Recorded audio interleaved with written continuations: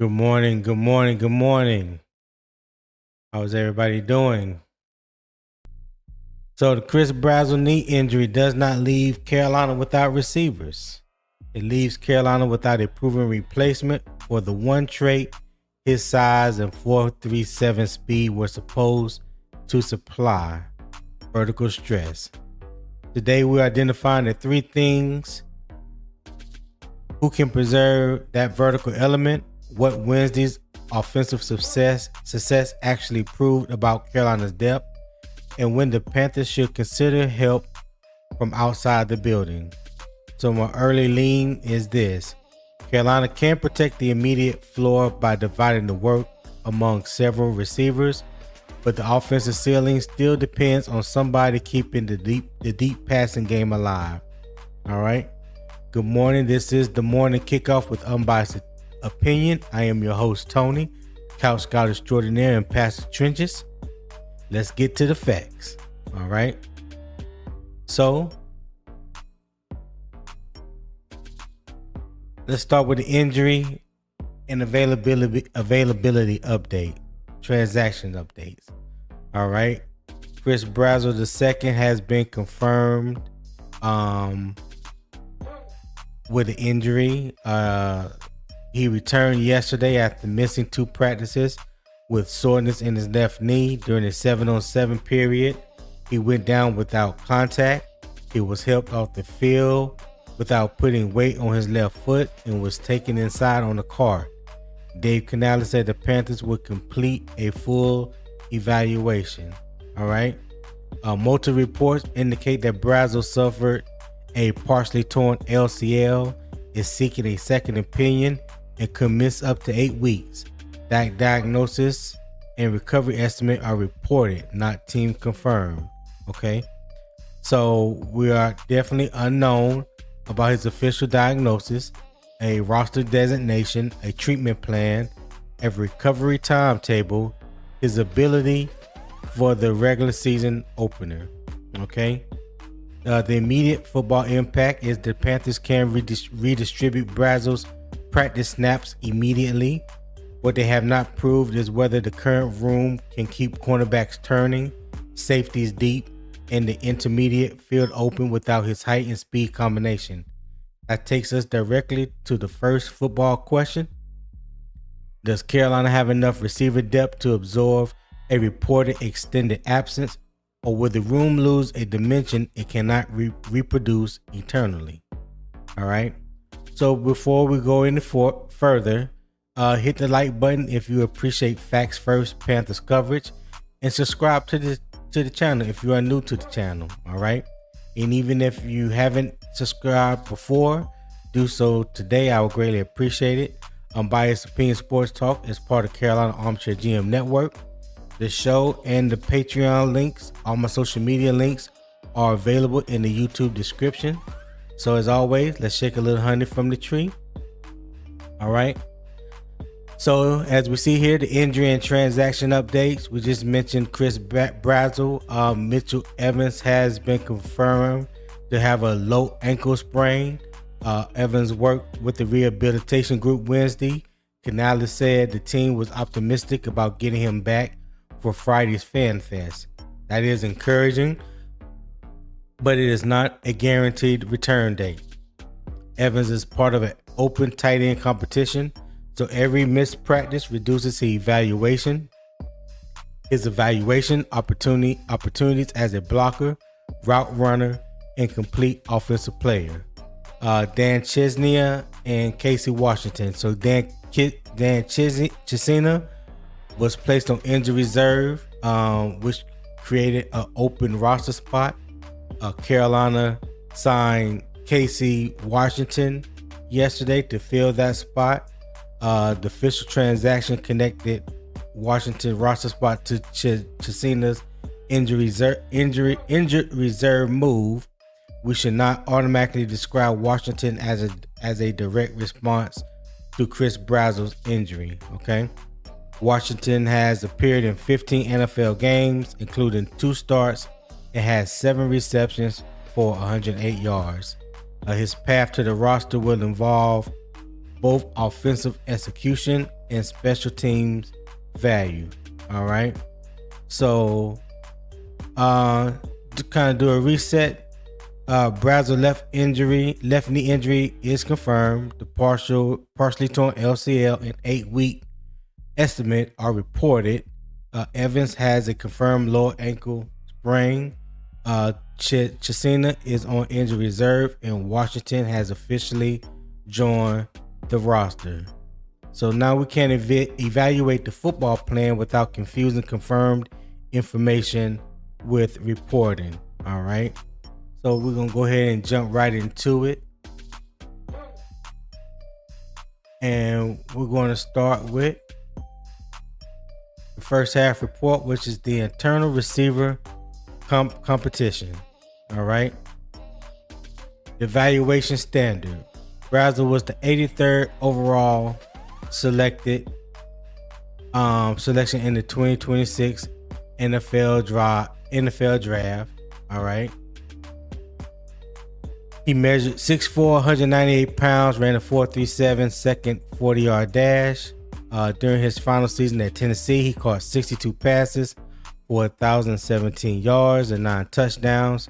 Canellis highlighted Brazzell's ability to threaten defenses vertically, track the deep ball, use his body control, and create space for the rest of the receiver group.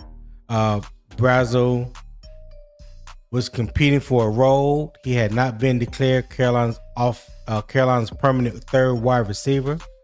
Tetairoa McMillan and Jalen Coker remain the established foundation of the room.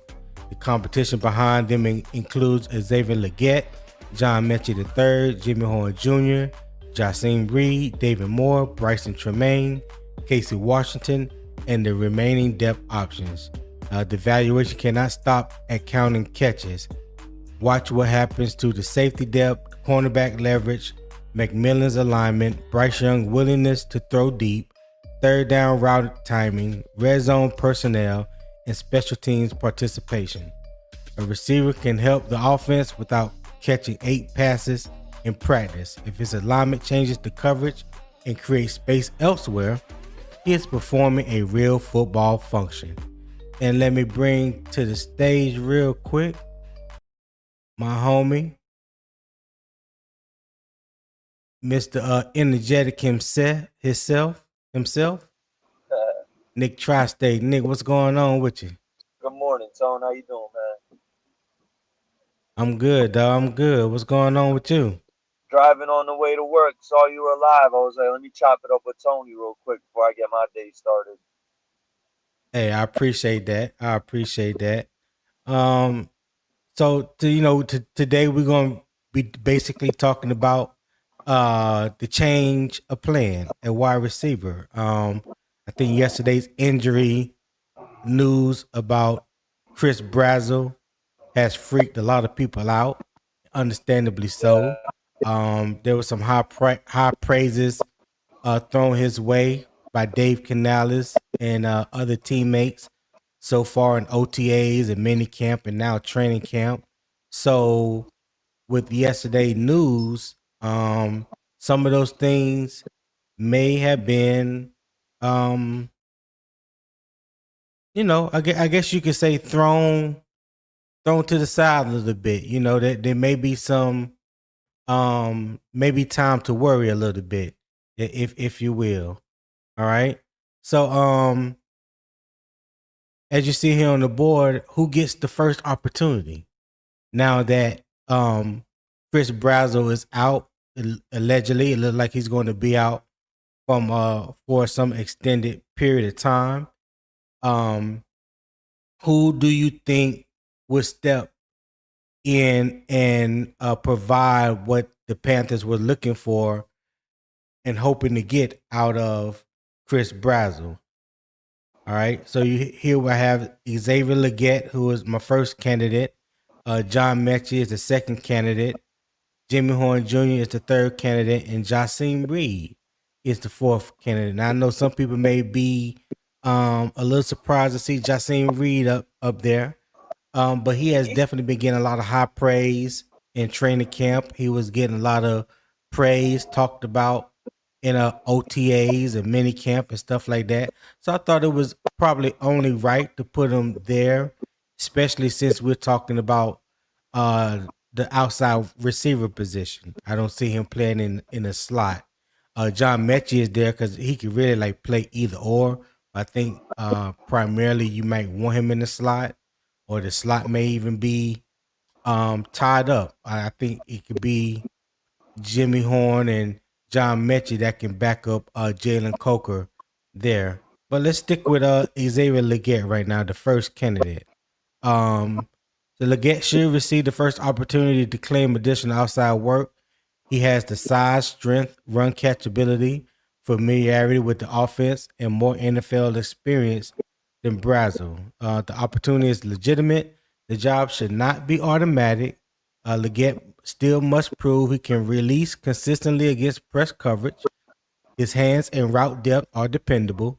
His timing with young holds up on vertical concepts. He can execute the complete assignment, including blocking. He can stack productive practices instead of producing isolated flashes. So the best argument for Legette is his physical upside, right? We always talk about that. If he becomes dependable, Carolina should be able to build a large physical receiver group around McMillan and Coker and Legette without changing the basic structure of the offense. The strongest argument against handing him the role is consistency. Draft status and physical traits create an opportunity. They do not establish ownership. All right. So, how do you feel about Xavier Legette being the first candidate to take over in Chris Brazzell's absence? Um, I think. Well, first off, it's very unfortunate what happened to Brazzell. I think Tony, you and I could both agree. First off, what was Brazzell even doing practicing yesterday when we already knew he was hurt? That's beyond me. But Mm-hmm. XL definitely is next in line. I think it was his job to lose anyways, regardless. I was Yeah. actually keeping it up with Sheena and Vashti yesterday on Twitter in the space world, and man, they're super high on XL. Tone. They were talking how Sheena was saying how XL lost 12 pounds. He looks quicker, not just fast. Like he looks even quicker now. They got me feeling super optimistic. I think it's XL. Obviously, it's fair to say Brazzell's probably going to start the season on the pup list. We won't see him till after the bye week.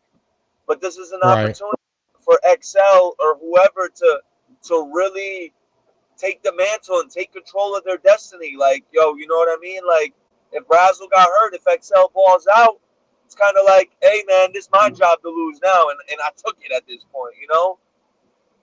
Yeah. Yeah. But I like, hey, Rashad was. Oh, go ahead. Go ahead, Nick. I thought you was say done. I real quick, I really like Jassim Reed. I think he's very underrated. I think he's a very good receiver, low key. Okay. All right. Rashad, what's going on with you, man? How you doing?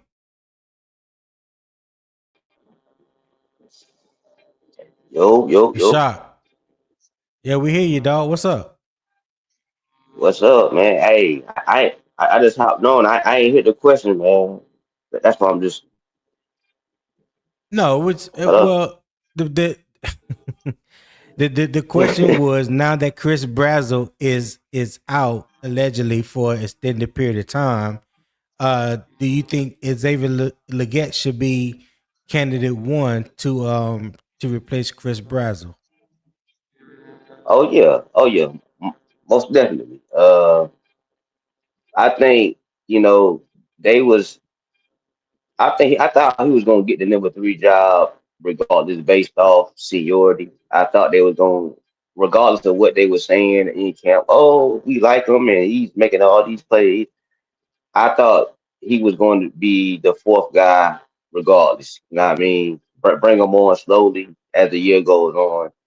But as far as the question, man, I think XL he was going to get that number 3 job anyway.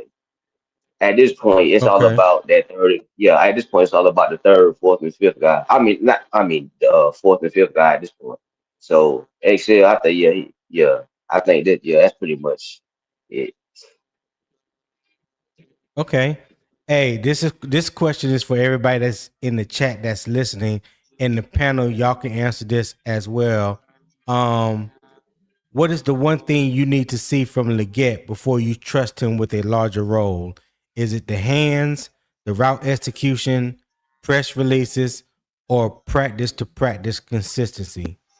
Y'all answer Getting that over. for me in the chat. Y'all let me know in the chat. And Nick, you go ahead. You go first. I was gonna say press releases for me, Tone. Like just being able to win early at the line of scrimmage.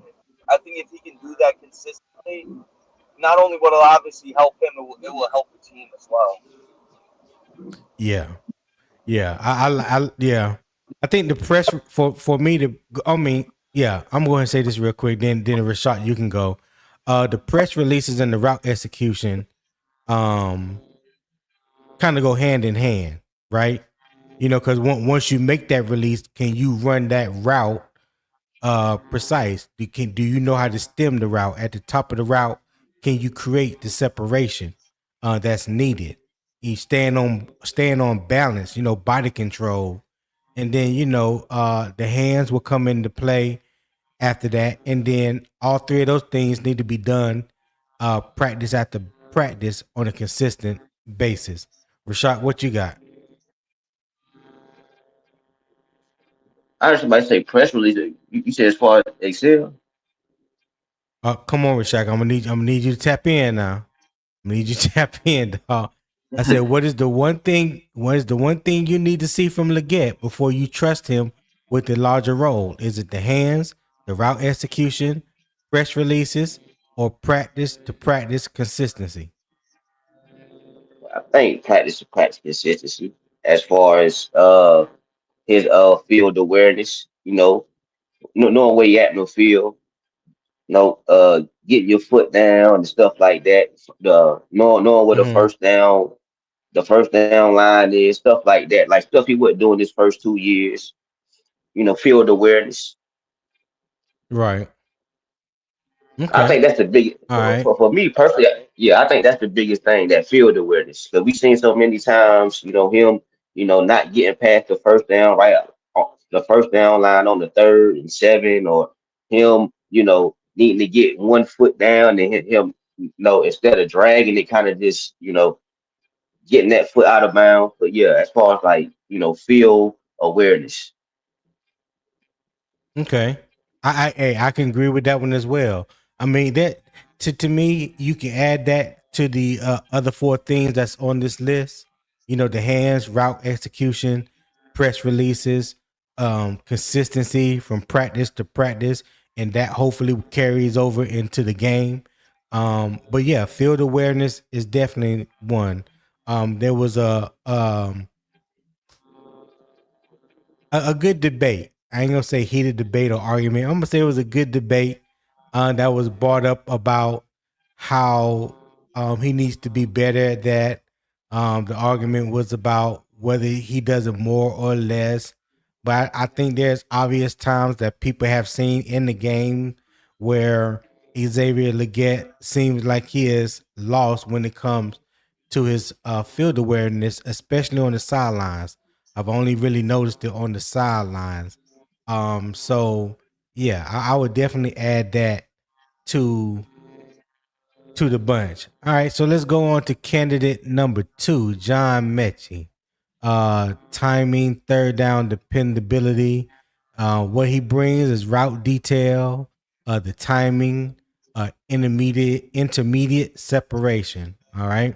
Metchie offers route understanding, timing, intermediate separation, and previous chemistry with Young from Alabama. He is not a direct physical substitute for Brazzell. He can still preserve an important part of the offense by becoming a dependable third down and conversion route option. Metchie must show that he can separate with the first offense, execute from more than one alignment, recognize leverage quickly, stay connected to Young's timing, and threaten enough of the field to keep defenders from sitting on intermediate routes. Mechie's best value may come as one part of a broader answer instead of as the complete replacement. So Rashad, let me ask you this: How do you feel about John Metchie and his potential opportunity to step into the shoes of Chris Brazzell? Or let me say, I I shouldn't feel say step into the. I shouldn't say step into the shoes of Chris Brazzell, but the ability now to firmly make the team. Let me say it. Let me say that. I feel confident. I felt like he was going. I felt like he had a really good chance to make the team before the injury. Uh, I think he has a really good chance to make. Well, I think he's gonna make the team now. I can't say how confident I am, but I just say I feel pretty Right. good he'll make this team. I like him in that slot. I like him in that slot to be that quick, twitchy slot guy. I like to use him. I think he's better because he's younger than Hunter Renfro. But if you remember how they Right. used Hunter Renfro last year, like those first few games that he played, that he was decent. I think they'll use him sort of like that. How they used Renfro last year when Renfro was playing decent until he fell off the cliff. I think they'll use him Okay. like that. Yeah, but I like Messi to make the roster as that fourth guy to begin the year while Brazil is getting healthy. All right. So you feel a lot better about him making a team. That's what you're saying. Yeah. Well, yeah, I already thought he was gonna make the team, so that's just bumps him Right. up from 65% to 85% now. Got you. Got you. Okay. All right. Well, yeah, I didn't put a percentage or a number on it. Me personally, I felt like his relationship with Bryce Young, the fact that Bryce Young wants him there, Yeah, yeah. speaks volume. It's just like the same thing with David Moore. You know, a lot of people want to hmm count David Moore out because he's the older gentleman in the wide receiver room, and some of the conversation is make room for the younger players so they can develop and this and that. But the wide receiver room as a whole, outside of one maybe two players, you can make an argument for and say that they need the development as a whole. So I think having that older that veteran established player in the locker room helps the wide receiver room as a whole. And also he knows the offense. He is like a security blanket for Dave Canales and Brad Izzik because he was with them boys in Seattle. Uh, they drafted him out of Eastern Oklahoma. I think that's where he went to school at. Pretty much Dave has helped develop him. So I think that trust and relationship that they have, I don't think it's going to be as easy to move on from David Moore as some people may suggest or think. So I think Yeah. personally, David Moore, I think he will be, I think he will be safe.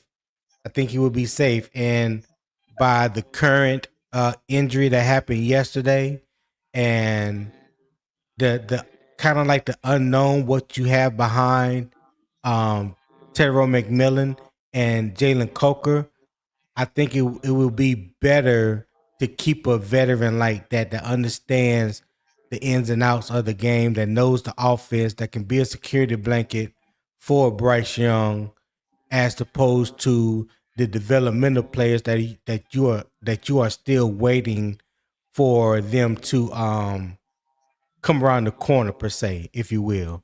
So yeah, I think that is definitely a plus in that category when it comes to John Metchie. All right, so we're gonna move on to candidate number 3, Jimmy Horn Jr. All right, Jimmy Horn brings speed, motion, and manufactured touch potential. He cannot reproduce Brazzell's size, but he can pressure a defense in a different way. Carolina can use jet motion, orbit motion, the two things that we saw them use extensively last year with Jimmy Horn. You could put him in wide receiver stacks, bunch formations, switch releases, reduce splits. I mean, there's a lot of things that you can do with him. Those tools can keep Horn away from static press coverage matchups and force the defense to communicate. His path requires clean releases, downfield tracking, ball security, special teams value, and continued timing with Bryce Young. So Horn can become the movement player who makes the offense harder to identify before the snap. So when you think about Jimmy Horn, who is candidate 3, that's on the screen right now, the things that I mentioned that he brings: the speed, the motion, the manufactured touches. Um, how do you feel about Jimmy Horn? One, possibility of making the team, and two, what do you see his role possibly being? Uh, I had him on a roster bubble before the injury. He's That roster bubble has gotten a little bit better for him. It's made his possibility of making a roster a little bit better. Right. As far as his role, I don't think he's pretty. I don't think he has much of a role this year. If we looking at who we have now, I think at most you probably talk about a few screens here and there, a few jet sweeps here and there. Maybe a few special team. I don't even think he plays special teams, to be real with you. Uh, I mean, uh, I mean, I, I can see him being, on the roster based off him being a draft pick, but I don't really see him having much of a role right now. I don't see where a He's significant like he's role. like the enigma on the team right now. You know, Yeah, it's like the kind of difficult to understand his role or where exactly he may fit in. Um, yeah. I know they say that he has put on some weight. Looks like he has gotten a little bigger. I mean if that's the case, hey, I commend him on that. Um, I think his true value may come on special teams if he can, make a role for himself or create a role for himself. I know that yesterday, if I'm not mistaken, Jonathan Brooks was returning kicks. I Oh think hell no! Dave What Canales, the hell? Dave Canales That pretty shit was much crazy. has shut that down. He was like, yeah, Jonathan Brooks basically gonna have to beg him, like really beg him to get back there. So I think maybe his days as a kick returner has come and gone on one day. So, but you still have Trevor Achan that's going to be back. You know his special team value. I wonder if Jimmy Horn I wonder if Jimmy Horn can carve a space for himself in the return game. And I want to see him continue to grow as a wide receiver. I would love to see him get the opportunity to showcase, what he can do. But clearly, if whatever he's doing in practice hasn't translated to the game. You know what I'm saying? Like we've seen little brief flashes of things that Jimmy can do once he get the ball in his hand, but it's not been enough. Nowhere near enough. And the same thing we was talking about XL and his field awareness, especially on the sidelines. Same can be saying the same can be said about Jimmy Horn Jr. I mean, there was one or two plays where I seen where it's like he didn't even know exactly where he was on the sideline and he was running out of bounds and really didn't realize he was running out of bounds. To me, that makes Yeah, no I know sense. exactly what play he's talking about. Like he was still Yeah, running like he was in bounds, but the whole time he was still out of bounds. He made that catch on the right, sideline. Yeah, I know right, exactly what play he's yeah. talking about. Yeah, Yeah. So, again, for him, field awareness, especially on the sidelines, knowing where you're at. If you watch and pay attention to Jimmy Horn and his stride, he still has a track man's stride. So I don't know if that's something that's ever going to change with him, but he's a long strider even for a short player, a player of his stature. But yeah, I'm I want to see how this preseason plays out. he's one receiver that I believe that's going to get an opportunity in the Hall of Fame game and other 3 preseason games. He's definitely going to get an opportunity to show what he has, where his value might be, that those things. So that's how I feel about Jimmy Horn. Anything else on Jimmy Horn you got before we move to the next player? It's a big training Okay. camp for him. It got a bit easier for him since Brazil went out, but it's still big for him. He still gotta put up. He still gotta put up. Cause I ain't heard nobody say his name all training camp. I ain't heard nobody. I ain't heard Dave Canales. I ain't heard nobody say Horn nothing. So he gotta put in that work. Right. Right. Okay, That's so it. candidate four is Jasim Reed. Reed has generated positive camp observations. His next test is complete dependability. So what that means is executing correctly with the first offense, maintaining route precision, blocking when the ball goes elsewhere, learning multiple positions, and contributing on special teams. A receiver fighting for game day position has to create value even when the play is not designed for him. And that same thing can be said about Jimmy Horn, to be honest. So when you hear Jasim Reed's name, what comes to mind? How do you feel about Jasim Reed and his opportunity or his chances to make this team? To be honest with you, I don't really feel much of nothing. I mean, yeah, I just view him as a camp body. I just view him as a camp body. I mean, I've heard his name. I've seen him on a few clips as far as like when guys post practice, but I don't. I Right. if you want to talk about practice squad, I think he can make the practice squad now. If he comes out in the preseason and he shows some really great special teams, like if he can like be a return or something like that, and he shows potential Yeah. there, it might be something there. But as of right now, I think he just a camp body, just keep other guys fresh, something like that. Be Well, I real know with you. he was on the practice squad last year, and and that's Oh the yeah, one yeah. that's one thing that you want to see, guys that's on the practice squad.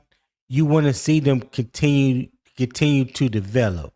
Continue to develop their game, get better at their craft.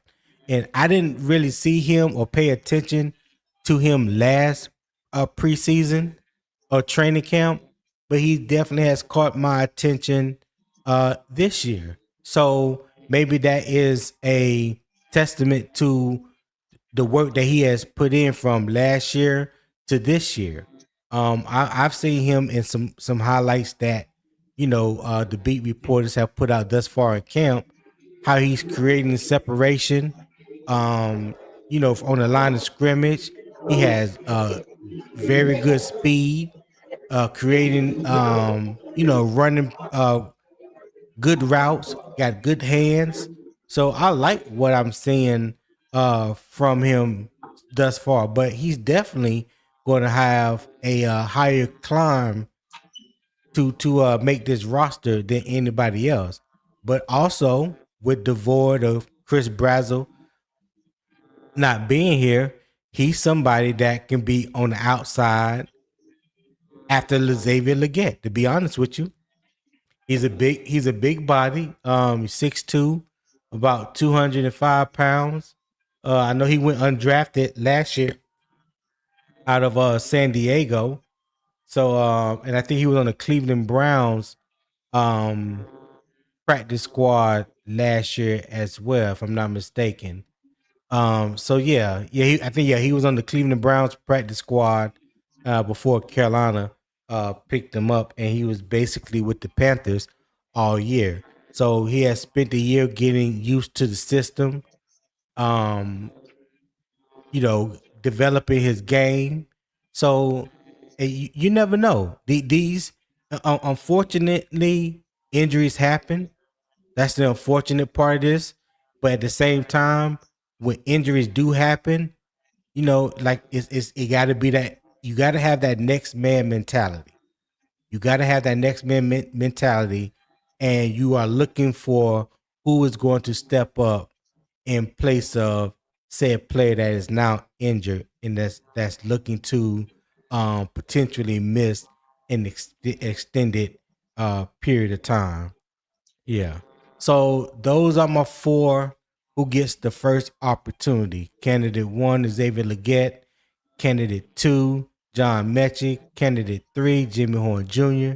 And candidate four, Jasim Reed. All right. So we'll move on to my next to the next slide here, and that is the wide receiver contingency plan. All right. So let me hold on. Maybe I moved too fast. So we'll move to the wide receiver contingency plan. I mean the let me slow down. The veteran in depth options. All right. David Moore brings system knowledge and dependable execution. Bryson Tremaine offers size and special teams value. Casey Washington brings NFL game experience and a fresh opportunity on offense and special team. Carolina has options. The question is whether those options become trustworthy roles. All right. Um, Wednesday gave Carolina legitimate, encouraging evidence. Young connected with McMillan on two featured plays. Legette, Tremaine, Moore, and Reed were among the receivers who made notable catches. All three quarterbacks completed deep passes. J.C. Horn acknowledged that the offense controlled much of practice. That matters because the production was distributed. Bryce Young showed timing and trust, and multiple receivers contributed.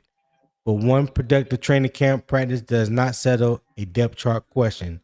Wednesday depth chart proved that Carolina has Wednesday proved that Carolina has competitive depth. It did not prove that the offense will preserve the same spacing against pressure, unfamiliar coverage, and live preseason contact. All right. So Rashad, so the first question, debate question, go to you. Does Carolina have enough receiver depth to absorb Brazzell's reported absence, or was his combination of length and vertical speed too important to replace internally? What say you, my friend? I think they have enough. I mean, with Tech, Cope, Excel, Demo, Metchie, and yeah, throwing horns. I think they have enough because you got to remember he's still a rookie. It's still a learning curve. So I feel like, Right. especially when it comes to rookies, most rookies, at least those like that first month and a half of the season, they really just learning. So honestly, I think this injury could be a blessing in disguise.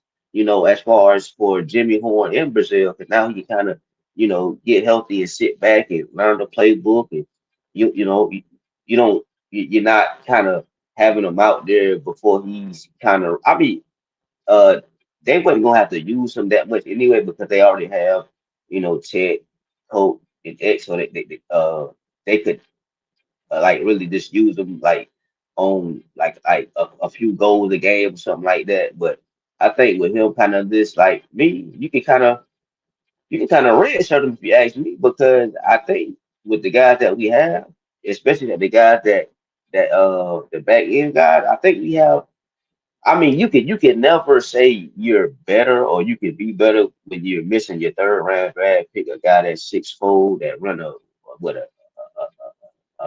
a 4-3 or something like that. You know, I Yeah. heard people saying, I heard somebody say Randy Moss, something like that. So losing somebody like that, it's never Yeah. easy. But I think we can, at least for that first few weeks of the year, I think we can, I think we'll be fine. I think we'll be fine. Yeah, I'm definitely not willing to go out and say Randy Moss. I am definitely not going to put that on Yeah, I heard somebody say that. anybody. Yeah, that's crazy work. Yeah, that's crazy. So do you feel like we can absorb it, or we cannot fully replace it? That means the absence of Chris Brazzell. I think we can. I mean, if you look at 2015 with Kelvin Benjamin. I remember when he got hurt. It was, oh my gosh, it's over. The season is over. And then it's like you got Ted Ginn, Jericho Cotchery, and then you got all these guys that kind of just put it all together and worked as a team. I think we can kind of do that. I Mm-hmm. mean, I don't think Brazil is that big of a guy that it's gonna be. Oh my God, it's over with. I think we'll be fine. Okay. Hey, everybody in the chat, I just put the first live poll on the screen, and it said who should receive the largest opportunity if Brazzell misses significant time? Should it be Xavier Legette, John Metchie, Jimmy Horn Jr., or Jasim Reed? If you put 1, 2, 3, 4 in the comment section, the poll will automatically tabulate your response, and I will leave that up there for a few minutes, and then we can get to the results afterwards. So let me ask you this. So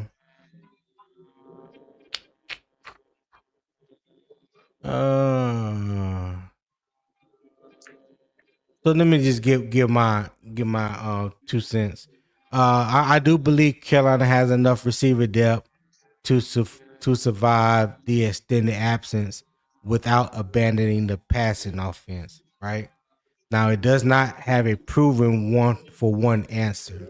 I don't believe, and I say that because Xavier Legette hasn't provided that level of consistency yet. Um, Legette deserves the first outside opportunity because his physical profile gives him the clearest path to that work. He does not deserve the role automatically.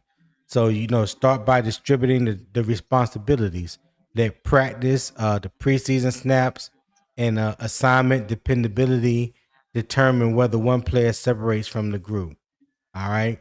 So that's why I said it's a good thing that we have 4 games this preseason instead of the standard 3. So these unknown variables, these unknown questions will be answered, and let the tape tell you exactly what should happen next. Because a lot of people, they have their fan favorites.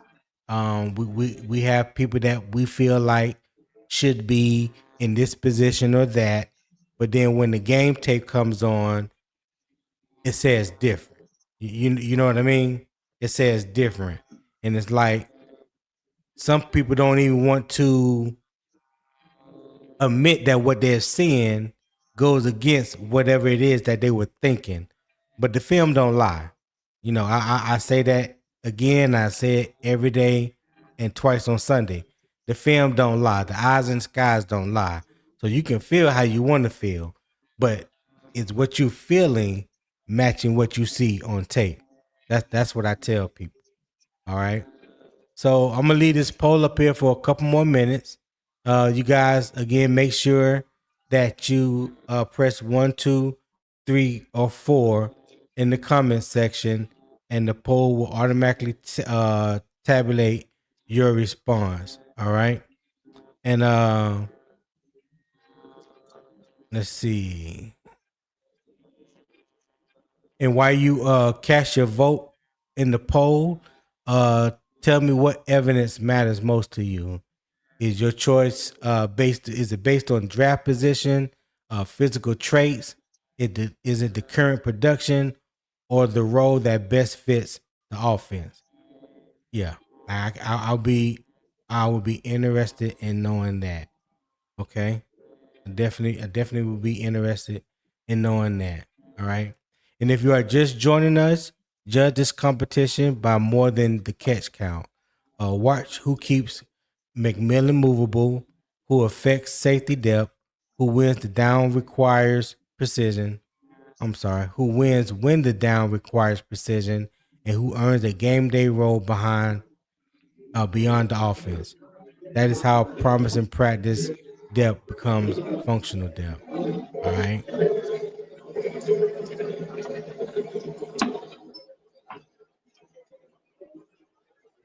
All right, I'm gonna give this about a few more seconds, and I'm gonna take it down. Then we can tabulate and see what we got. Rashad, what you doing? You washing dishes or something? You hear something? You hear that? You hear it? Yeah, I Nah, I ain't heard thought it. you heard it. Nah, you Yeah, hear it now? yeah. Nah, nah, I had the damn thing up. Hold on, we gonna turn that shit off. Hold on. No, you good. You good. So yeah, got 6 people that have contributed to the poll thus far. Let me see if I can get a few more. Let's see if we can get a few more. 1, 2, 3, 4, 5, 6. Yeah. Let's see if we can get a few more. There's about 45, 46 people watching between 2 channels. Let's see if we can get a little bit more participation on today's poll. All right.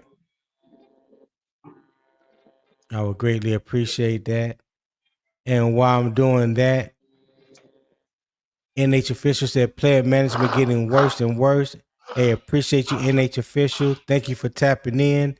Make sure you hit that like button. You guys make sure you hit the like button for me. I greatly appreciate it.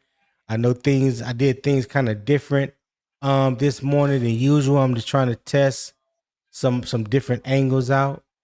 See which angle benefits the show more. So yeah, I greatly appreciate that. Gerald Sticks Jones said good morning. UO Sports Talk fan. What's up, Gerald? Appreciate you for tapping in as well. Make sure you hit that like button on your way in. Well, I know you've been here for a minute. Donna B the one. Shout out Donna B the one for showing up this morning. I had to call her out the other day. But not really call her out. I just wanted her to match the energy for the Candy Girl show every day. And then Donna B shows up and Candy Girl didn't even show up today. So, hey, Rashad, mute your mic for me, Rashad. Yeah, okay, I got it. Never mind. Quante Lewis says, good morning. Good morning, Quante. Hit that like button for me. I greatly appreciate it. Tebow, C Panthers said, good morning. Good morning, my guy. Hit that like button for me. Square Circle said, Macaroni Tony, my boy, let's get it started already. Dino, make sure you hit that like button for me. Broski Bear, XL going to step up this season. I hope so, Broski Bear. I hope you're right, my friend. Tebow said, Jacine Reed been lighting it up at practice so far. Yeah, that's what I've seen. That's what I've heard. Great. Appreciate that comment. D-Cash said, Tony, what's going on? Hey, what's going on, D-Cash? Thank you for tapping in, my boy. Nesnami said, I have to agree. It seems like every year the conditioning issues we have on this team are getting worse. Yeah. Well, I mean, it happens to everybody during training camp. Everybody is dealing with injuries. If y'all haven't seen the injury that happened to Shamar Stewart of the Cincinnati Bengals yesterday, that was a very gruesome injury. I don't think the human leg is supposed to bend like that. So yeah, everybody is dealing with injuries. Brian Breesy for the Saints tore his ACL last year. He was definitely going to be counted on. He's a starter on that defensive line. So wishing Brian Breesy and all the Clemson Tiger fans that's out there praying for your boy. I like Brian Breesy. I'm definitely a fan. Jonte Rozier said, good morning, Tony from Northern Nevada. Back to work this morning. All right, Jonte. Appreciate you for tapping in, my guy. Hit that like button for me. Broski Bear said people acting like the rookie Brazzell was a lock to get more snaps than XL. Yeah, hey, you never know. You never know that's how some people were feeling. I'm of the mindset that he had a great opportunity to get that position come week 1. That's just how I felt. So let's see. Earl Locklear said, what's good, Tony? What's going on, Earl? Appreciate you for tapping in this morning. Hit that like button for me. See, Kenneth Montez 7139 said hands. That's a fact. That's a fact. Like I said, we was talking about Xavier Legette. So there's all 4 things that were mentioned he definitely needs to do. But yeah, definitely the hands. Appreciate you for tapping in, my guy. Desarian said, what up, Tony? What's good, Desarian? Appreciate you for tapping in. And you guys make sure that you hit the like button since you're here now. Yeah, the like button haven't really been getting shown no love the past few days, and I want to make sure that you guys are hitting the like button, subscribing to Unbiased Opinion Sports Talk. Okay, make sure you are subscribing to Unbiased Opinion Sports Talk, and you are hitting the like button. All right. Still Matic said, "What up, dog? What's good with you, Still Matic?" For all them Pittsburgh Peelers. Yeah, he says, "Hit the like button. I appreciate that. Do exactly what he said. Hit the like button." Can't wait till them cats come to Pittsburgh, come to Peelers land. Okay, well, we'll be there. That's right. We will be there this year, Still Maddie. Keep that same energy. Keep that same energy. He says salute. Be almost Rashak and La La Land or need a cup of coffee. Yeah, Rashak be doing his own thing early in the morning. You can tell the difference early in the morning when he's here, or then when you see him later on another channel. His energy do be different. Tebow said, "XL, everything mentioned, the jury's still out on him. That's a fact. I believe that too as well." Errol Locklear said, "XL going to be fine. Stop worrying so much." Ain't nobody worrying. Hey, he just needs to get better, in my opinion. I never had high hopes from him from the beginning, so it is what it is when it comes to him for me. All right. Tebow said, Canada said Racine catches everything. Has he caught 11 TDs so far? Look, I don't know about no 11 TDs. I don't know where you get that from. But yeah, Canales did say that Jasim Reed has had a good offseason thus far. So yeah, that is true. All right, let's see what else we got here. Oh, King James said Reed just need an opportunity is all. Yeah, that's facts. What's up, King James? Appreciate you for tapping in. Hit that like button for me. Jeffrey said this team cursed. Always these significant injuries before the start of the season. Is it because if that BS turf we got? Well, right now it just seems all the injuries are happening on a grass field. The outside field that they are practicing on right now is grass. So, I don't want to have this conversation again, but it seems like when people have injuries or go down with an injury, the first thing people want to do is blame the turf. Well, the turf isn't even in play right now. They are playing on grass fields. Same type of grass fields they had when they was down in Winthrop. Okay, so these injuries are happening on grass fields right now. Okay, especially the Brazzell is down. Okay, King James. He said, "Morning, fellas, keep pounding. Top of the morning to you." All right. Broski said, "More and Metchie are non-factors. Let's pump the brakes with them. They haven't produced much in their career. In their careers, Horn isn't NFL material." All right, Broski. The real HH Entertainment 9841 said, "I met XL. He signed my helmet and jersey. Cool, down to earth dude. I'll never turn on him. Hoping he has a productive year this season." Hey, I hope that he has a productive year as well, because that will benefit the team. So I'm never against that. I'm never going to root for any player to have a bad season or turn out bad. But got to be able to produce and help the team as I see it. All right, so we're gonna transition over to the halftime. But hold on, let me stop this right here. So we didn't get any more people on the poll. Who should receive the largest opportunity if Brazzell misses significant time? Overwhelming decision was Xavier Legette at 67% and Jasim Reed at 33%. And I understand that because I think Jasim Reed is more outside than Jimmy Horn and John Metchie. So to me, that would make sense. That would make sense that people feel like Xavier Legette with maybe possibly Jasim Reed backing him up on the outside. I can see that. But they both need to show what they have during this preseason. But I can definitely see that. All right.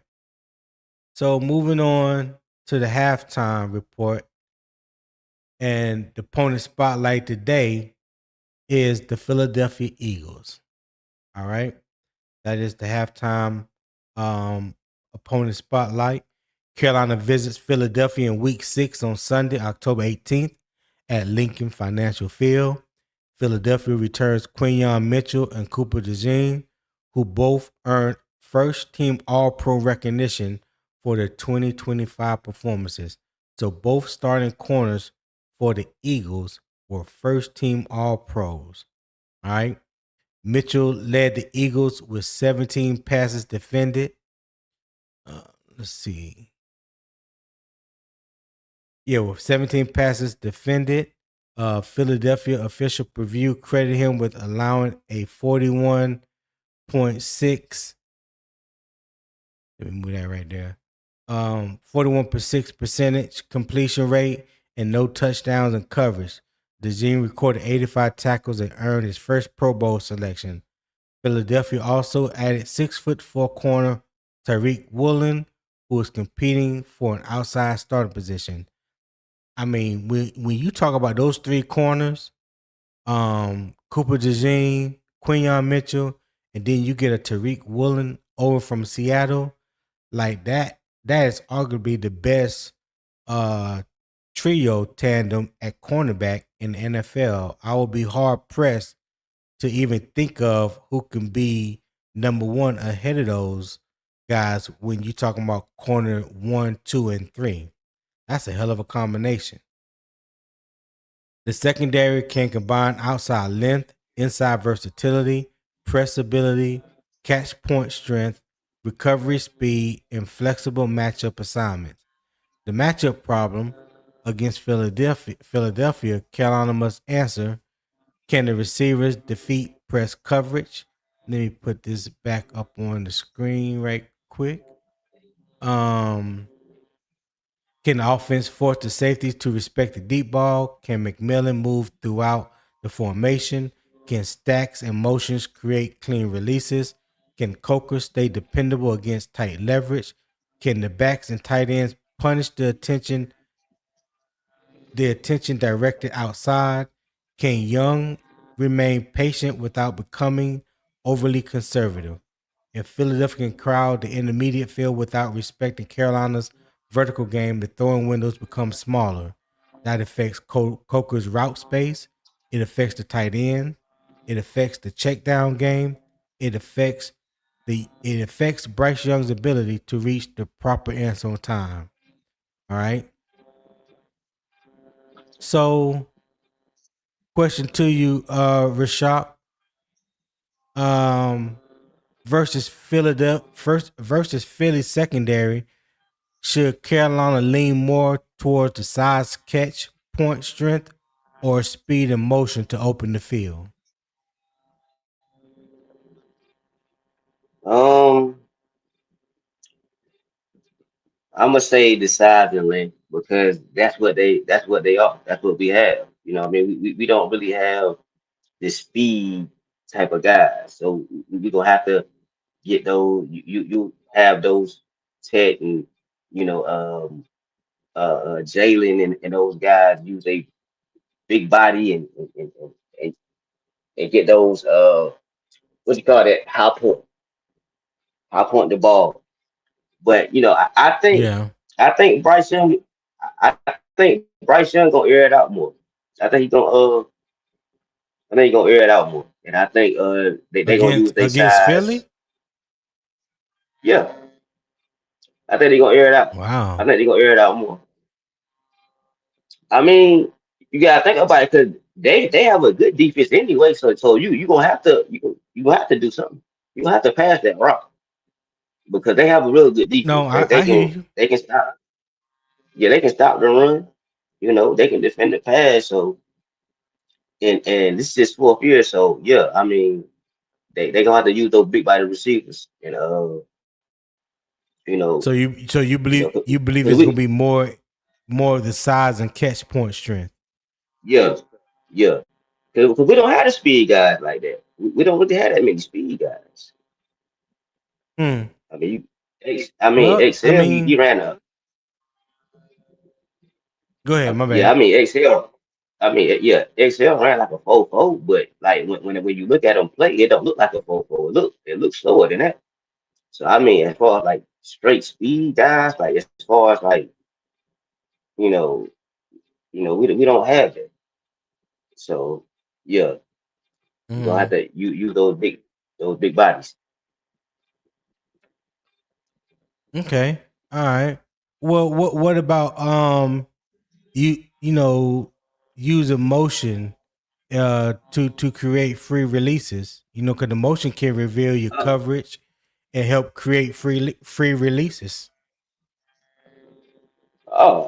that's automatic. That's automatic. They do that almost on every play. So that means you know, Yeah. uh, yeah, they gonna do that. So So and I mean, moving Tech McMillan around can create favorable matchups.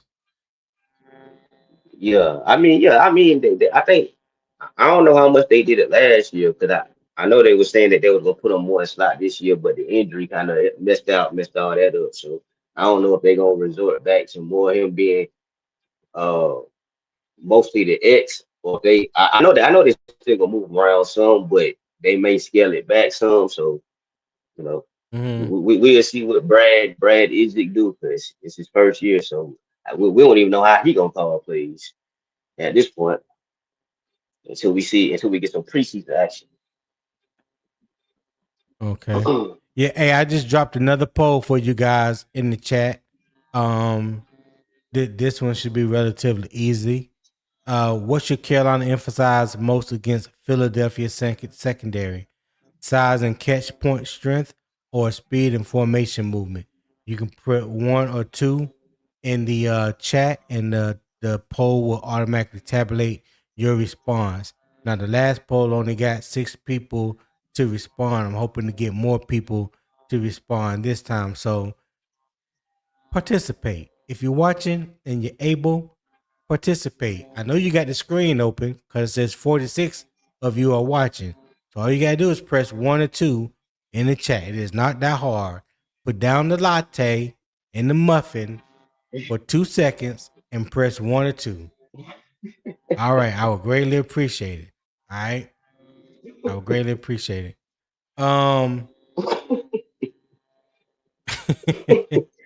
Yeah, They put hey, the latte, put down the sometimes latte in the muffins.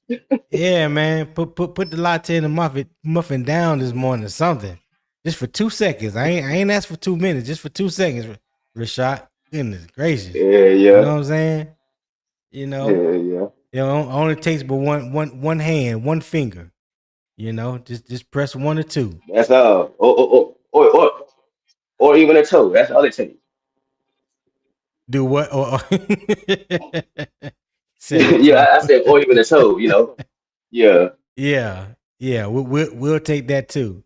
We'll take that too. So up on the screen, like we were just mentioning, how Carolina should attack Philadelphia secondary. So you got either the size and catch point strength or the speed and formation movement.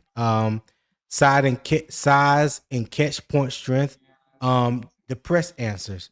Use the size and strength against tight coverage. At the catch point, when clean separation disappears. Red zone, keep multiple physical targets available. So when I present that to you, Rashak, for the size and catch point strength, um, which one stands out to you the most? Which one do you think Carolina can be the most successful in when we face Philadelphia? Now I this is think the the high size and point. catch the size. This is size and catch point strength.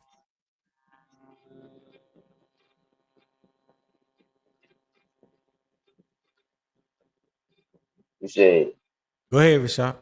I said, yeah, I said that's what they need to do versus them because that's our strength.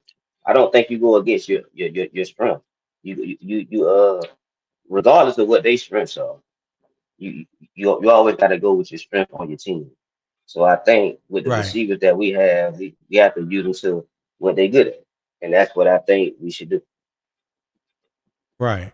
But the question was, of the three things that's in the size and catch point strength category, which Mm. thing do you think Carolina will be able to do the most? What do you think they will be able to hang their hat on?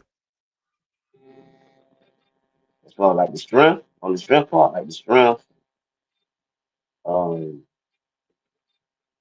is that what you asked me? As So far you as got, like what are you looking at the screen? Are you looking at the screen or no?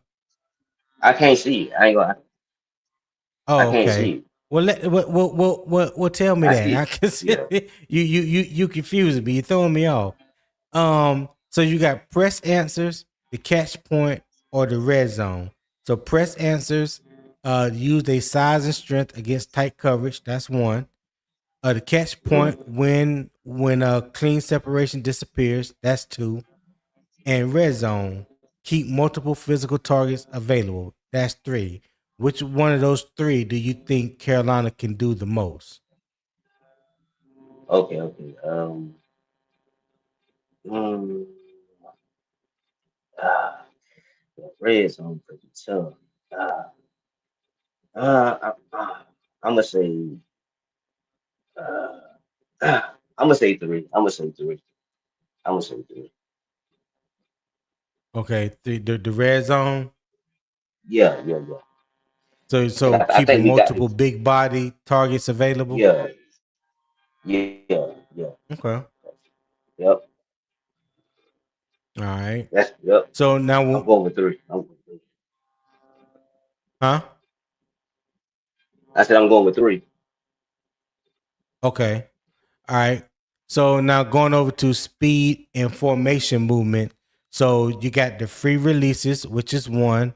So that's using the motion, stacks, and bunches formations. All right. So you use the motion, stacks, and bunches formation. Number two is move McMillan, move T Mac. So that's use the boundary, the slot, motion, and reduce splits. All right. Then number three is forced communication that make Philadelphia adjust before the snap.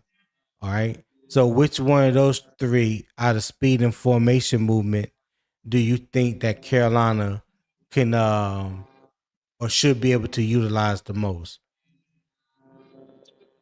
I think I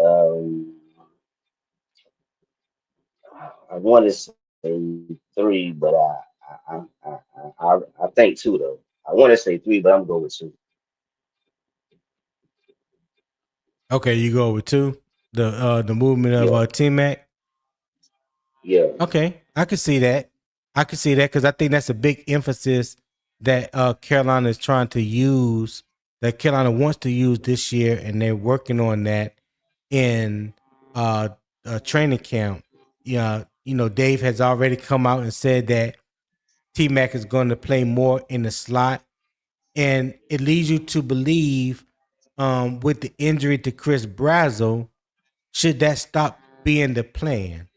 You know what I'm saying? Does that limit the plan going forward by Chris Brazzell not being available?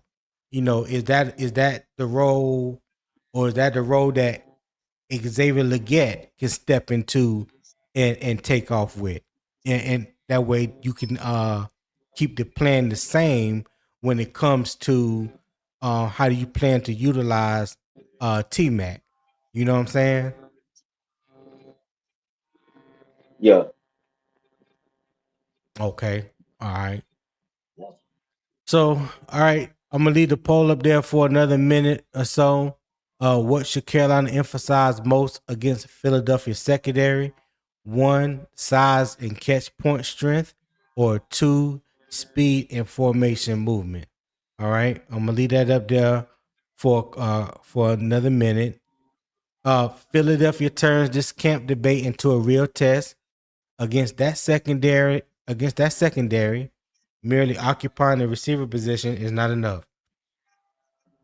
Carolina needs spacing, movement, timing, and press coverage answers. All right. And while I'm waiting for more people to answer the poll, right now, how many do we have that have responded for this poll? So we have 8. Let me get 2 or 3 more people to respond to this poll, and then we'll be able to call it. If you have thought about becoming a Patreon member, do so. The deeper follow up is the receiver role evaluation, which alignments, releases, and coverage reactions will show us that Carolina still has a functional vertical threat. That is where the film has to match the camp talk. All right. If you are loving the show, enjoying the vibe this morning, the good content, conversation, debate, show love to the channel. I greatly appreciate it. The QR codes at the top right, you can scan that, give a donation through PayPal. There's also a pinned link in the YouTube comments at the top to the welcome to the morning kickoff. The PayPal link is also in there. Donate, get whatever your heart desires. Again, I tried something different this morning to get right to the action without prolonging for a long period of time. So I wanted to see how that worked out. You guys let me know in the chat how, what you thought about that. If you have been here since the beginning, give me your opinions on that. That would definitely be greatly appreciated. All right. So, and if you are watching through Carolina Armchair GMCJ channel, you can also leave a super chat. That would be greatly appreciated. All right, showing love for the channel, I would greatly appreciate it. There's a lot of work goes into producing this content 5 days a week, and yeah, I would appreciate if you guys would help to support the channel and help me continue to do what needs to be done to bring you guys great information and great content each and every morning. I am here Monday through Friday, 5 days a week at 7 a.m. Eastern time. All right. So let me go back and let me check the poll real quick. All right, hasn't really changed, but I'm gonna go ahead and stop it. All right, so 63% of the people that have voted said speed and formation movement. All right, size and catch point strength came in at 38%. All right, so the people have spoken when it comes to that. I've already kind of give my lean on that. So is there anything else that you wanted to mention or bring about, Rashad, before we move forward? Nah. No? All right. So Philadelphia shows us what Carolina eventually has to defeat. Now we have to decide how the Panthers should organize the answer. One primary replacement, a role-based committee, or an outside addition if the eternal plan fails. All right. So let me see. I think that was my wrong one. Back here, the contingency plan. All right, let me move this so it can be seen. All right. Responsibility 1 is the vertical stress. Number 2 is McMillan's formation flexibility. Number 3 is a third down dependability. Number 4 is red zone physicality. And number 5 is game day and special teams value. All right. So let's just start with responsibility 1, the vertical stress. The primary internal candidates are Legette, Horn, and Metchie. Carolina needs somebody who makes a corner defend the complete route tree. That player does not have to catch a deep ball every practice. He must demonstrate enough releasability, speed, tracking, and timing to influence the coverage.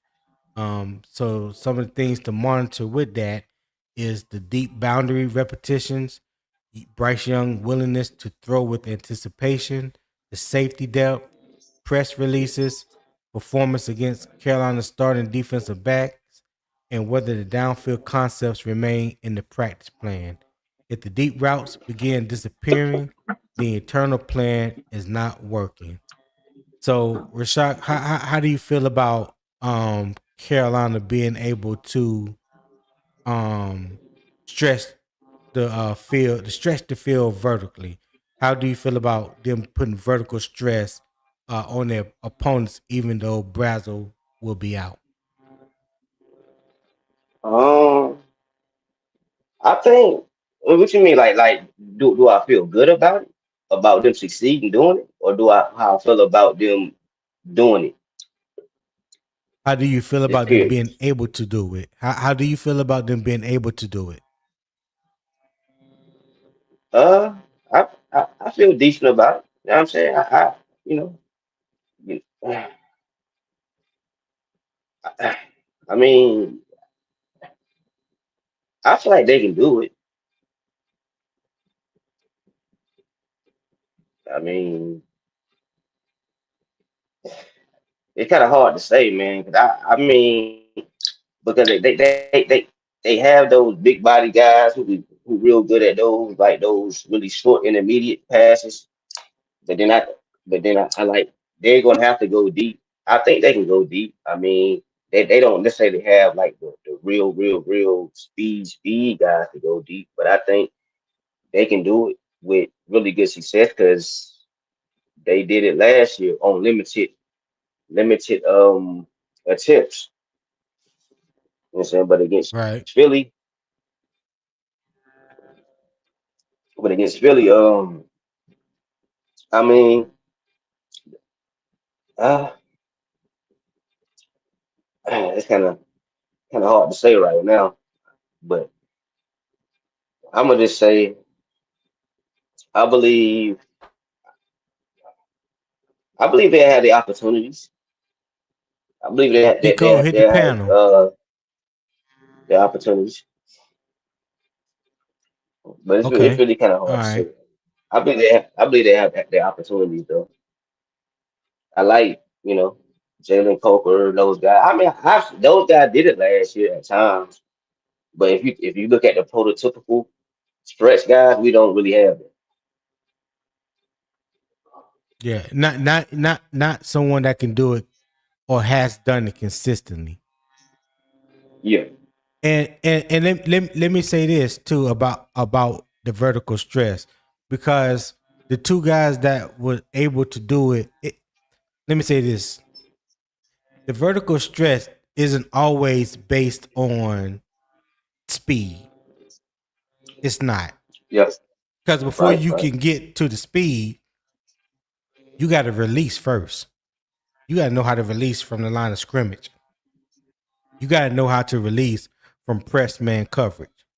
All right. Then you got to know how to stack your defender. Then got to know how to create separation once you have stacked the defender. Once you got the defender in your hip pocket, can you yeah, create separation?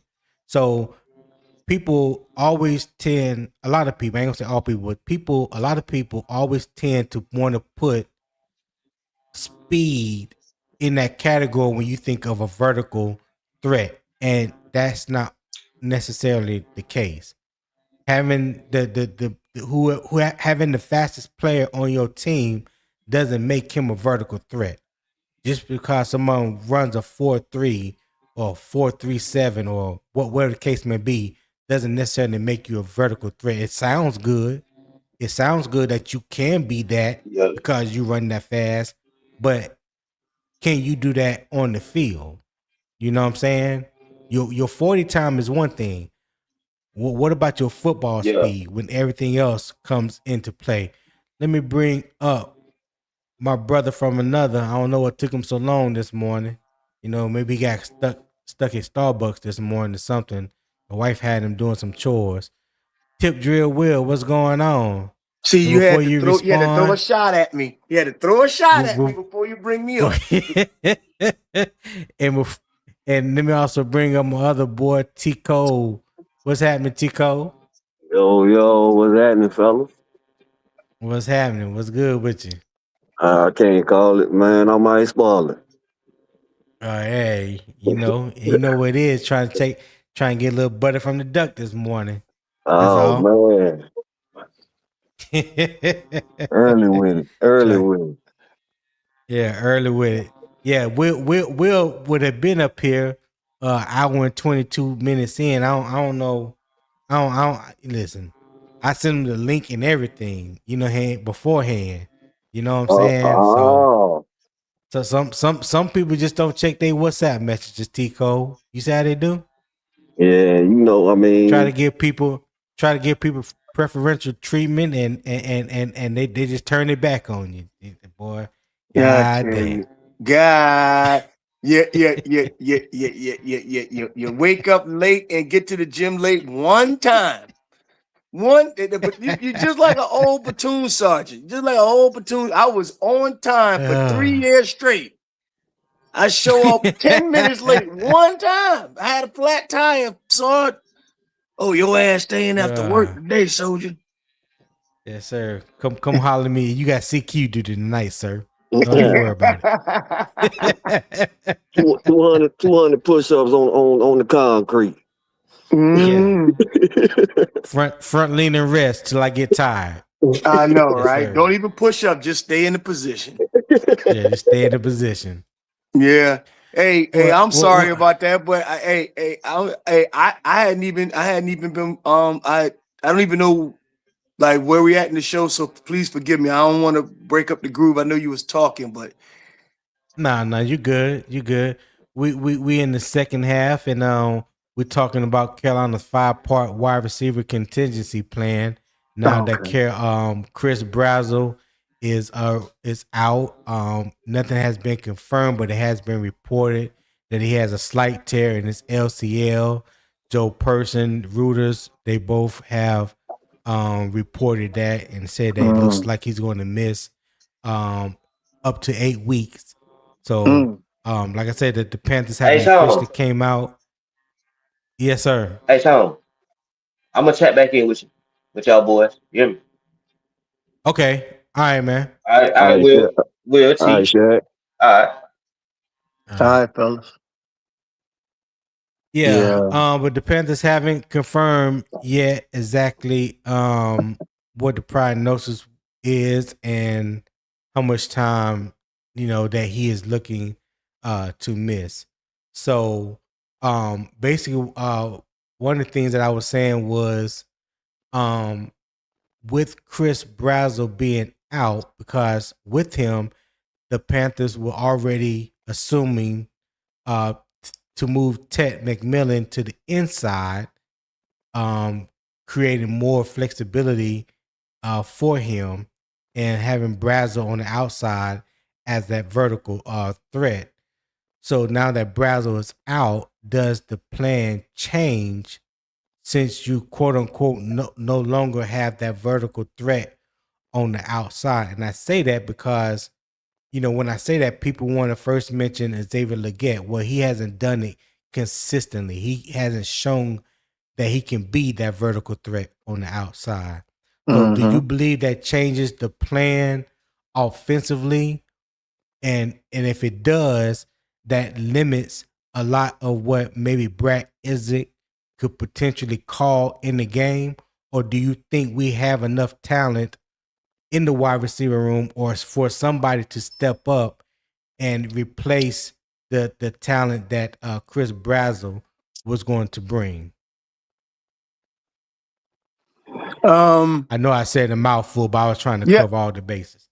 Yeah, I'm caught up now.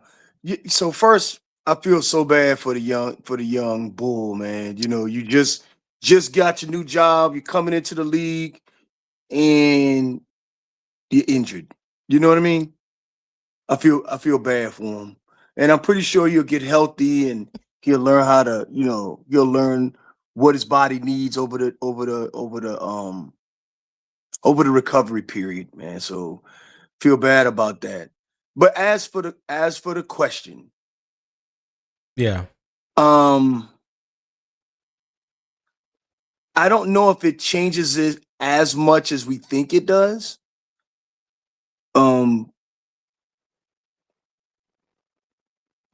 Xavier Legette has not shown to be a reliable X, but he has had a good camp thus far.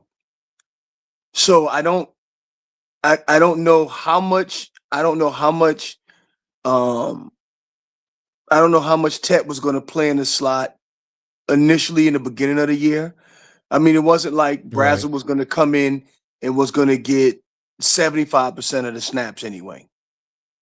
So I don't know how much of the offensive scheme it actually changes.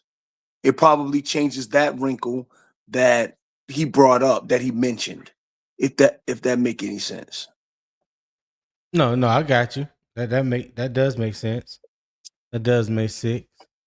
Before you go, Tico, Rashad, what's going on? I mean, not Rashad, Big Zip. What's going on? What's going on this morning, y'all? What up? What's going on, my boy? How you feeling, dog? I'm feeling great, man. It's my last day of work, and I'm gonna get on the road in the morning so I can be in Charlotte for Fan Fest, man. I'm excited, man. Yeah, pop out. Yeah, pop out, man. I'm popping out, dog. I'm popping out, dog. And then I'm gonna turn around and be back out there week 1. So you know what I'm saying? I'm excited about that too. But I heard your question, man. And God damn, Tony, you always got some good questions, brother. Always got some good questions. Well, I appreciate that, man. I appreciate that. I'm ready to answer it though, whenever you're ready. Well, I'm gonna let Tico go first because he was next, and then you can go right to Tico. How about that? Heard that. Go on, get in there, right. Tico. Tico, what you got for me? I think they still gonna put him in the slot. The thing is, the guy that goes to the boundary is gonna have to step up to. He's gonna have to be. He's gonna have to. That's big shoes to fill. Yeah, but he's gonna have to kind of be, attract some attention, so to speak. You know what I'm saying? Like Brad, like the reason for Brazzell is because he was so big and he's so fast, and on that single side with his contested catches, acrobatic catches, stand on his feet, stuff like that. So that was the reason behind that. It may open it up even more. Now, if you go back and look at it, Tet ran quite a few amount in the slot last year, but with the people that we had out there, it wouldn't be the same with Brazzell out there, if that makes sense. So they'll still do it, but it wouldn't have the same effect. It wouldn't have the same effect with Brazzell out there. So whoever I don't know if they're gonna put X out there. They may put X out there a few times at the X, before, because of how he's been playing in camp or whatever. And we know T-Mac. I mean, not T-Mac. We know Coker can do his thing at the X, but it just takes away that speed element in the boundary. Because when you talk about take the top off the defense, a lot of the time that's come from maybe the slot, the number 2 or the number 3, how they use Jimmy. They run those deep cross or those deep posts, and then run those digs underneath because of his acceleration is so fast. So I think that's what you meant by how they could use XL, but they don't use XL in that for that purpose. They always use Jimmy. And it may be because of his acceleration and his game speed, like you said. It seems like it takes XL a little while to get rolling. And so I think that they'll still do it. The success of it is going to depend on how that third guy, which is XL, how he steps up and kind of become garner more attention. Okay, Zip, what you got, Zip? So, and Tico make a good point. I think that Brazzell going out doesn't affect things as much as we think, because I don't think they've had a full opportunity to work him into this offense just yet. I think that XL will get that burn there in terms of that burner. You know, we will try to use him in that way this year. And I think furthermore, we have a lot of different combinations, you know, a lot of different ways we can deploy this wide receiver room because, you know, you did bring in a John Metchie and you know what I'm saying? You still got Jimmy Horn in there as well. So Yeah, I you can forgot to mention Metchie too. Metchie can roll. Metchie can go too. I mean, I know we ain't seen him run a 40 in a while, but shit, he ran 4.3 coming out too, I think. And that'll also kill in the slot. So I think that it kind of sets back you know, Brad Ezek a little bit in terms of how he wanted to deploy the receiver room, but at the same time, it kind of, if you ask me, it kind of makes it a little easier for him because from Brad Ezek's standpoint, you don't know 100% what Brazzell was going to give you his rookie season anyway. You know what I'm saying? He could have came out there and struggled a little bit. You know what I'm saying? So I think that we will get to see our main guys get used a lot more. You know, we'll be a little more efficient with our main guys to start the season. I like it actually. You know, it sounds crazy, but I like it. Nah, I see what you're saying. Like for instance, XL. You know, you could use XL. They already talked about using Tet more in the slot. So you could have a situation where you could have Tet in the slot, you have XL at the X and put Coker at the Z. You know what I'm saying? And go from there. And from you can honestly switch that around too. You can fuck around and throw Coker at the X for a little bit. You know what I'm saying? Maybe put XL in the slot and Tet at the Z. And obviously Tet can run X all day. You know what I'm saying? Only thing about XL is he gonna have to, you know, that X receiver. That's where that number one corner is. So with his route tree, well, I ain't gonna say for this year. I'm gonna leave that blank page open for this year. But in the past, his route tree wasn't that good to beat no number one corners. So put him over there, X. It was just like you don't even look over here because it ain't. Don't even worry about him over here against Surtain or none of them niggas like that in the open field. You know, comeback routes, digs. Like he ain't good with that. When he cook, it's in the red zone. That big ass body. Matter of fact, he routed up Surtain in that Denver game when Bryce came back in the end zone on the slant route. I was about to say. He's good at that shit. That's what I was about to say, T. Cole. I think the number one corner will only affect XL at the top of his routes. You know what I'm saying? From off the line, I think he's burning just about anybody. You know what I'm saying? I'm gonna be real with you. Off that line.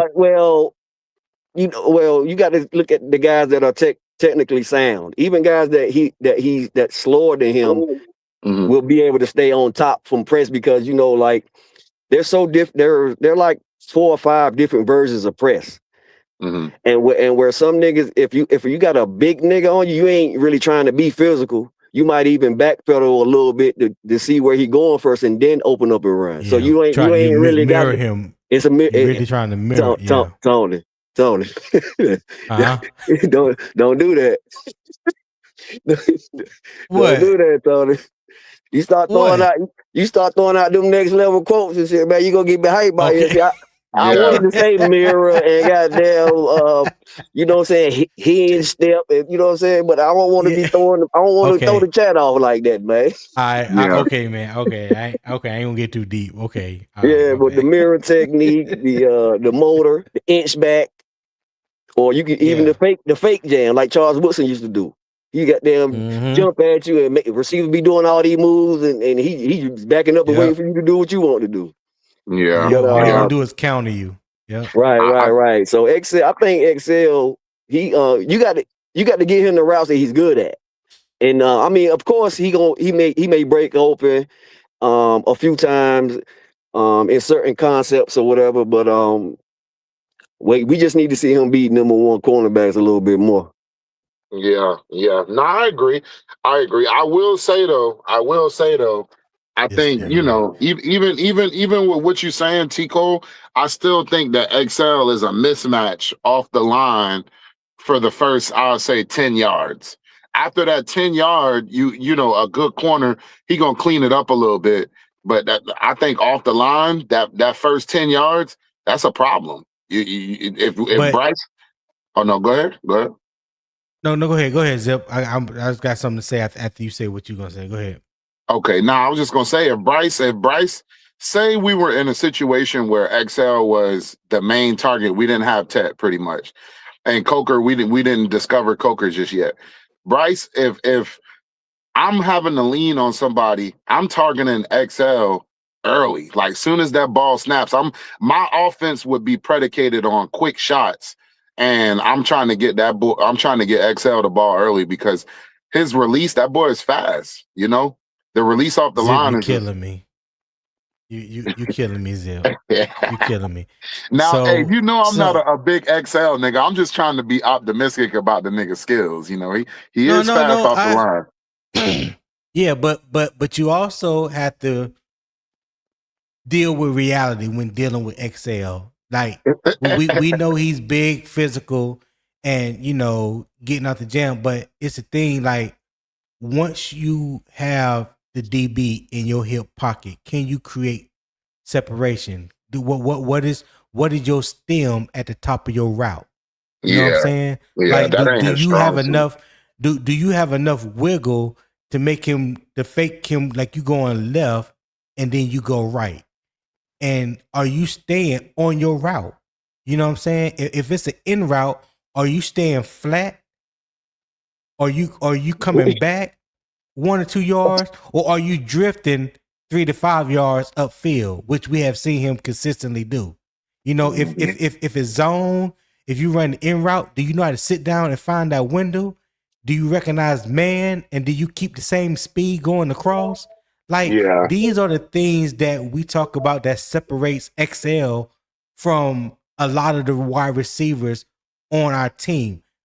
Nobody outside of Chris Brazzell really has XL speed. But when it comes to being a fundamental route runner, that you know, creating separation, that's where those guys are ahead of XL. Now the hope is that he catches up to that and displays something this off season in the preseason that makes you say, okay, he can actually match the separation with the speed. He can actually you know, have quiet feet at the top of his route when he's trying to make a comeback or out route.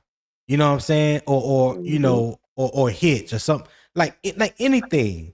Like I think nobody right now is scared of his route running ability. Now, if you just go back and just watch some of the practices, he's been having an excellent training camp so far.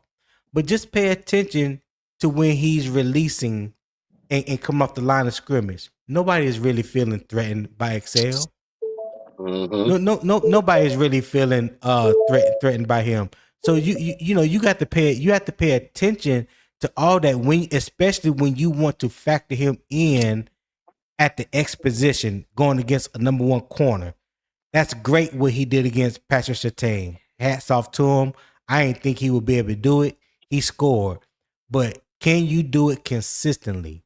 That's what separates you from anybody else. That's what you want to be, the main separator. That's what Tet has, and that's what Jalen Coker has. XL ain't got there yet.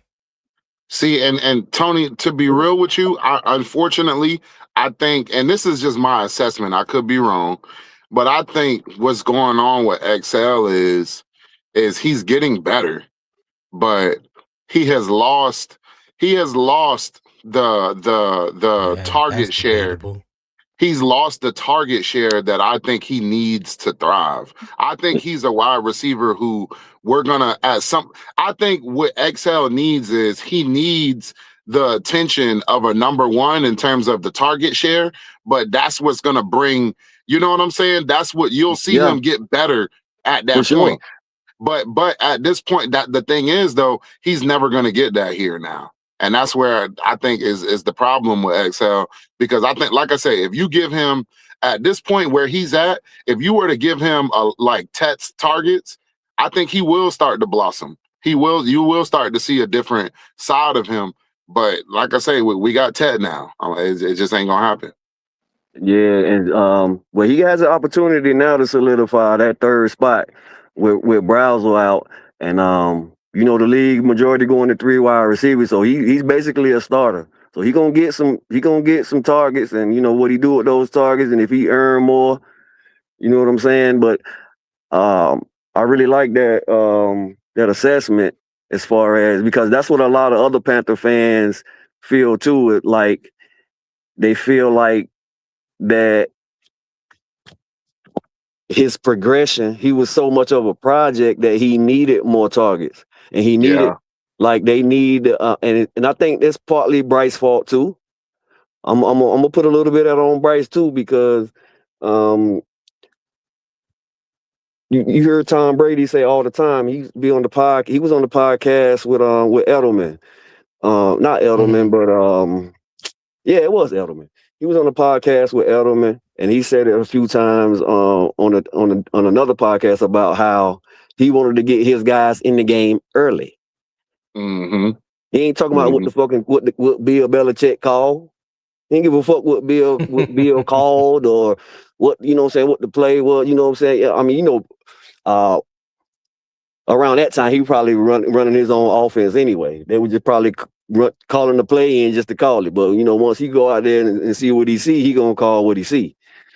So he always reiterated the fact that he wanted to get Wes Welker a screen or a drag or a damn an option route. He wanted to make sure Edelman got in the game early. Whether it's a hitch, a screen, you know what I'm saying, just get him the ball early, get the confidence up. And I don't think that with Bryce's slow development and him being skeptical or hesitant to take the reins, I think that kind of pretty much played into that, because he could have fed him. He could have exuded more confidence or made it seem like, okay, well, I'm gonna throw XL this ball right here. Give him a drag. Let me give him a drag route on this play, 3-by-1, and we gonna run this. We gonna run this down this drag concept from the number 1 and the number 3. We gonna run this drag concept and let the number 1 pick for him, and he gonna run that bitch to the house just like he did in South Carolina when he clocked 23 miles per hour. He caught it. Didn't nobody touch him. He caught it, ran up. I saw it on the highlight. And took off. Have you seen XL run a drag in Carolina? Nope. Exactly. Well, no. I take maybe not a crosser. Times. Not a crosser. A drag. A drag is like 2 yards. Mm-hmm. Yeah. Like the tight ends run all the time. That's how the tight ends be eating on them little ass drags. Yep. Yeah. And XL got the athleticism to really turn it up. You know what I'm saying? Hold on, Zip. Hey, Will, since you are the resident South Carolina CEO spokesman, man, come here and help your boy out. I did not mean for the conversation to get like this about XL, but here we are. Nope. Here's what I will say. XL is such a polarizing figure. If you defend him in any way, you lunching for him. Just look at how Sheena had a dang on interview with him at the boxing at the boxing gym. They said it was propaganda. She caping for him. All this, that, and the third. Oh yeah, I did see her respond on Twitter about that. Yeah. And then except Joe Person, all those guys talking about how good XL looking in training camp, blah blah blah blah blah. Y'all just saying that. You see what I'm saying? So it does not. It does not matter from the day he was drafted. You was either in or out. So Okay. to his point, he said, they love me when they love me. They don't when they don't. I have to do the work. Period. That's what I want to hear. Because Yeah, it's that's a it's fact. clear. It's clear. It is so clear. Everybody picked apart every small little nuance. It's so bad in Carolina. Metchie ain't did shit in the NFL. But Metchie gonna take XL's job. Brazzell Yeah, ain't put on a pair. I ain't never said No, that. I'm just saying Panther fan base, just Panther fandom. Chris Brazzell ain't put on a pair of goddamn shoulder pads. And Brazzell and Brazzell Hold literally on, Zip. Hold on, Zip. Hold on. Go ahead, Will. Brazzell is the clear number 3 going into the clubhouse. He ain't swung a club or he ain't did nothing yet. And it's only because the guy is so polarizing. Yes, he's a developmental project. It's very astute to talk about the parts of his game that he need to improve upon. Those are all valid discussion points and inquiries. But I'm hoping that he shuts everybody the hell up this season. Just stop it. I mean, the Metchie thing, the one that got me the most. Metchie had a very serious illness, and when he came back from the illness, he hasn't done anything. Now going back to, I guarantee you, if XL had it, I'm talking about Carolina fans. XL would have had an illness, Right. came back. Well, he ain't sick now. He ain't sick now. That's just how it is, man. That shit's ridiculous. I'm trying my best to push back from the XL conversation. Cause you know what? Right. I'm debating week 1 if I'm wearing my XL jersey to the game or if I'm wearing my damn JC Horn to the game. That's where I'm at with this. Play it safe, Will. Play it safe. I'm playing shit safe. No, but I'm just saying. You see, you bringing the fandom out of me, and you giggling and laughing, dog. Hey, hold on before you go. Zip. Hey, shout out to Eternal 252 for the $4.99 super chat. He said, "Facts, Tico. Bryce need to be a field general, or we move on. We got the pieces." Hey, appreciate that comment, Eternal 252. Thank you for the $4.99 super chat, my friend. I greatly appreciate that. Go ahead, Zip. Yeah, no, I just wanted to say to Will, I think me personally, I was one of those guys who was screaming Metchie this, Metchie that, Metchie this, because, and I wasn't really screaming Metchie this, but I said that I feel like the potential for him to take is there, given the potential of You cutting in and out, Zip. chemistry. You cutting in and out. Zip, you cutting in and out. Can you hear me? Nah, barely. Barely. Barely. I may have to. Hey, why you get that straight? Tico, you about to say something?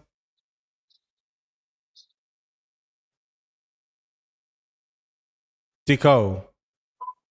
Yo. Oh, were you about to say something? Oh no, I was trying to fix my audio. Did you call on me for something? I couldn't turn my volume down. Ready. I thought you were getting ready to say something. No, you good. I'm gonna move on to number 2 in the 5-part wide receiver contingency plan, and that's McMillan's formation flexibility. All right, McMillan should not. Yeah, go ahead, Will. Why is it called a contingency plan? Because Brazzell got injured? That was why it's called a contingency plan? You had No, I'm asking. Because remember I told you I didn't catch the beginning of the show. That's why it's called the contingency plan? Yeah, that's why it's called a contingency. How is it a contingency plan? They put on shoulder pads yet. Well, based off the reports from Dave Canales and what's coming out of camp thus far, they said that the plan was to move Tech inside more because they had a vertical threat on the outside in Chris Brazzell now, and they can do more. They didn't say XL. They didn't say Jimmy Horn.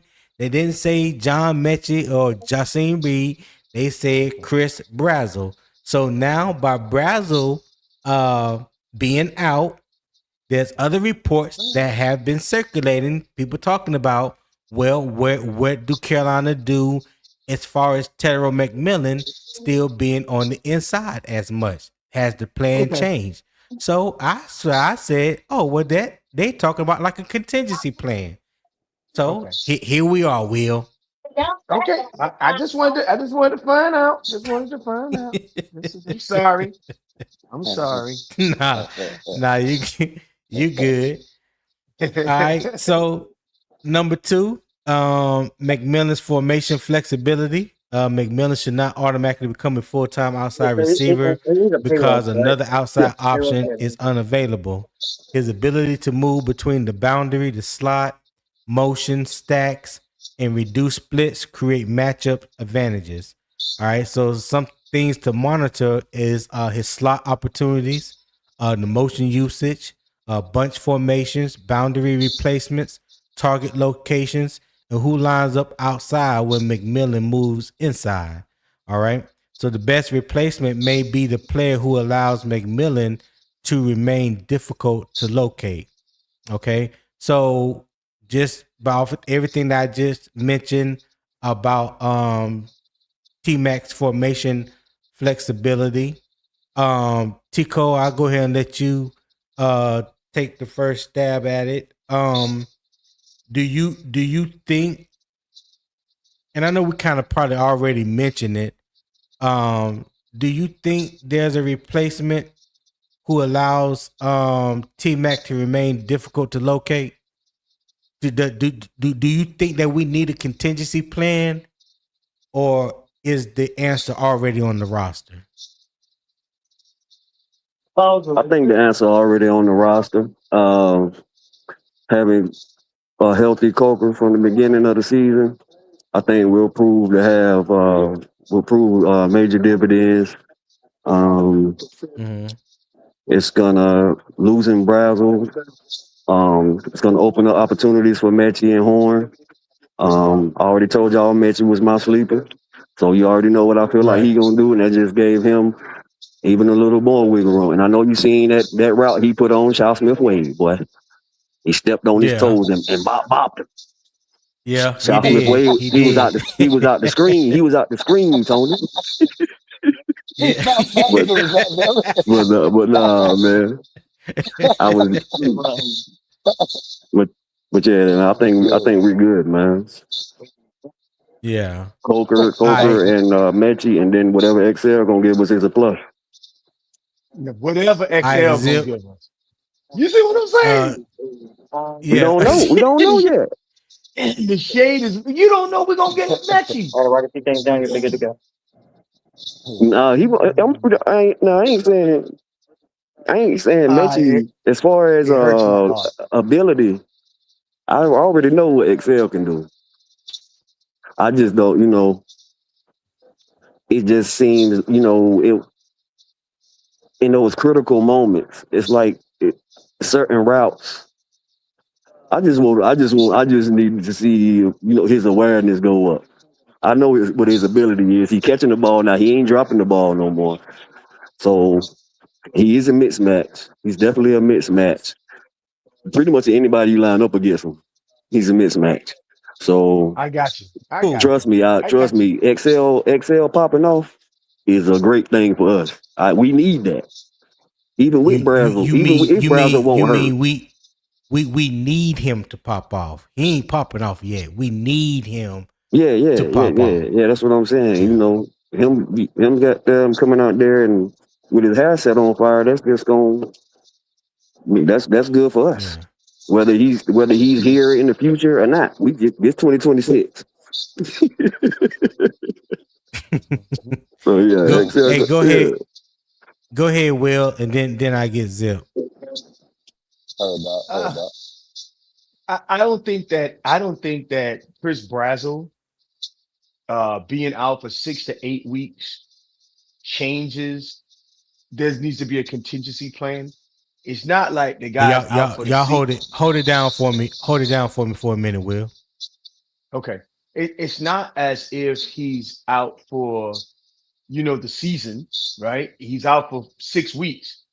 So that's not 6 games. He's out for 6 weeks. So by week 3 or week 4, by the bye week, he's working into whatever system, wherever they were going to do in that particular operation in the beginning. So I don't think that there's a contingency plan necessary. Um, and I think that I believe, this is just me, I believe that the starting three was going to be XL, Coker, and Tet. Those was going to be the starting three regardless this season.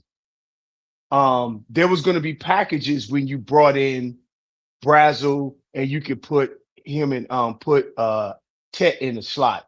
But that wasn't going to be, Brazzell wasn't going to get all, those many that much burn this first half of the season in the first place. He might have overtook an XL later on in the season. That's potentially could have happened, but it wasn't happening instantaneously. The jury's still out about Metchie. I mean, Metchie got just as much productivity as XL. So that's where we at. Actually less, Will. I was just being, kind of fair because I'm not trying to, you know what I'm saying? I'm trying to bash Oh no, Metchie because that's so no, you good. I want y'all to say he's the worse you talk about, the more happy I'm gonna feel. because I'm not talking bad about him. You know what I mean? And No, you it's true. know, That's facts. yeah, but when we got players that haven't played a snap for us, and the fan base acting as if these guys are the true reason for Carolina football is wild to me. And I keep harping on that. I'm just saying not in this conversation that we having as a group. This conversation we having as a group is a very civil, thought-provoking conversation. I'm talking about that, if that kind of resonates. You know what I mean? Well, here's you bring forth a very valid point, Will, when you're talking about people that have not done anything in the Carolina Panther uniform. So yeah, I agree with you 100%. My position when it came to the number 3 wide receiver, like I understand that XL was probably gonna be the number 3 going into training camp. But I also believe that by the time training camp was over, that either Chris Brazzell or John Metchie was going to take the number 3 wide receiver spot, or David Moore. And that when you made that comment, that made me think like enough people are not talking about David Moore, because David Moore got hurt last year, missed majority of the season. But let's go back to 2024 when he did produce in critical situations, like becoming a security blanket for Bryce Young. Right. Could you possibly have seen David Moore getting that wide receiver 3 position? I mean, he has familiarity in the offense. He has production in this offense with this team. Yes. That the other See, two, Chris now we Brazzell and having John Metchie. now that's Yeah. a more reasonable conversation. I Okay, mean, talk to me. that's a more reasonable conversation, right? So, you have, and I get it in the conversation. So we're having a conversation around upside, like potential upside, and actual productivity, Production. production, upside and production. Right. So, if you listen to the Carolina coaching staff, XL is the upside. But as you're having the conversation, you're talking about literal production. Where are we at? So that's the point that's a valid point to be had. So yes, Okay. David Moore could be the 3. David Moore could be the 3, but as it stands right now in practice, I don't know. On my timeline, I don't hear a lot of David Moore love. But it also could be that they already know what David Moore can do. They're trying to see where everybody else fit. David Moore could be the, you know what I'm saying? David Moore could be the vet, just sitting back there chilling, and they already know where they're gonna use David Moore, how they're gonna use David Moore. David Moore been with this coaching staff since Seattle. Since he got drafted.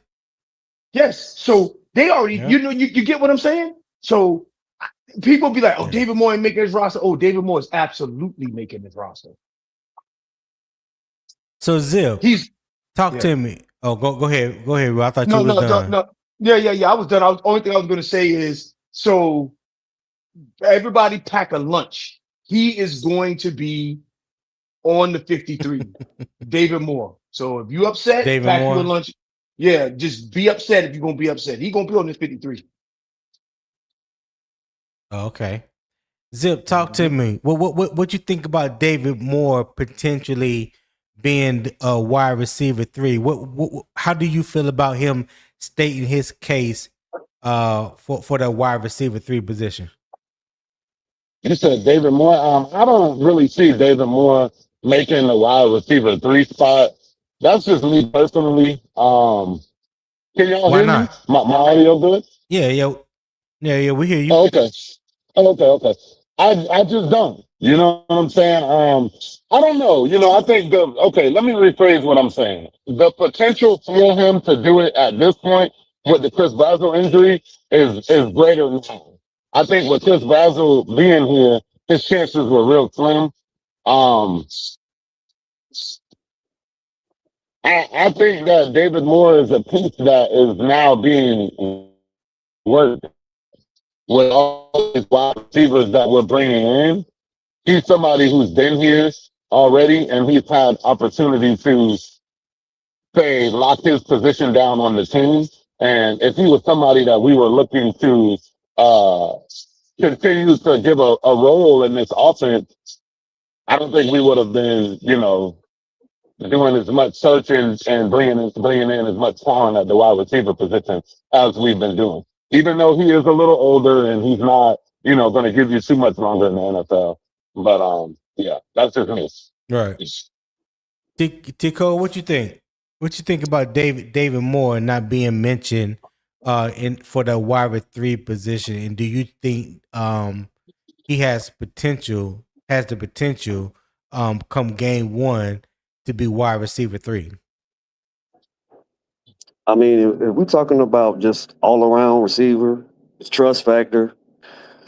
I mean, David Moore is probably our second best receiver. A healthy Coker, I'll give Coker. I might give Coker the nod because he's younger and he's feel like he's coming into his own. But outside Tet and Coker, Moore is the next best thing, bro. As far as production, proven, trustworthy. Right. Know all 3 spots. Right.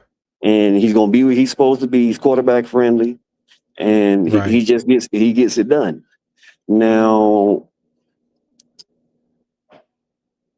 And what you just said, what you just said, hold on, I didn't mean to cut you off, but what you just said right there is key when it comes to game day. All that what you just said about David Moore and what he brings to the offense, what he brings to the team is what matters the most when it comes to game day. Not practice, not training camp, none of that.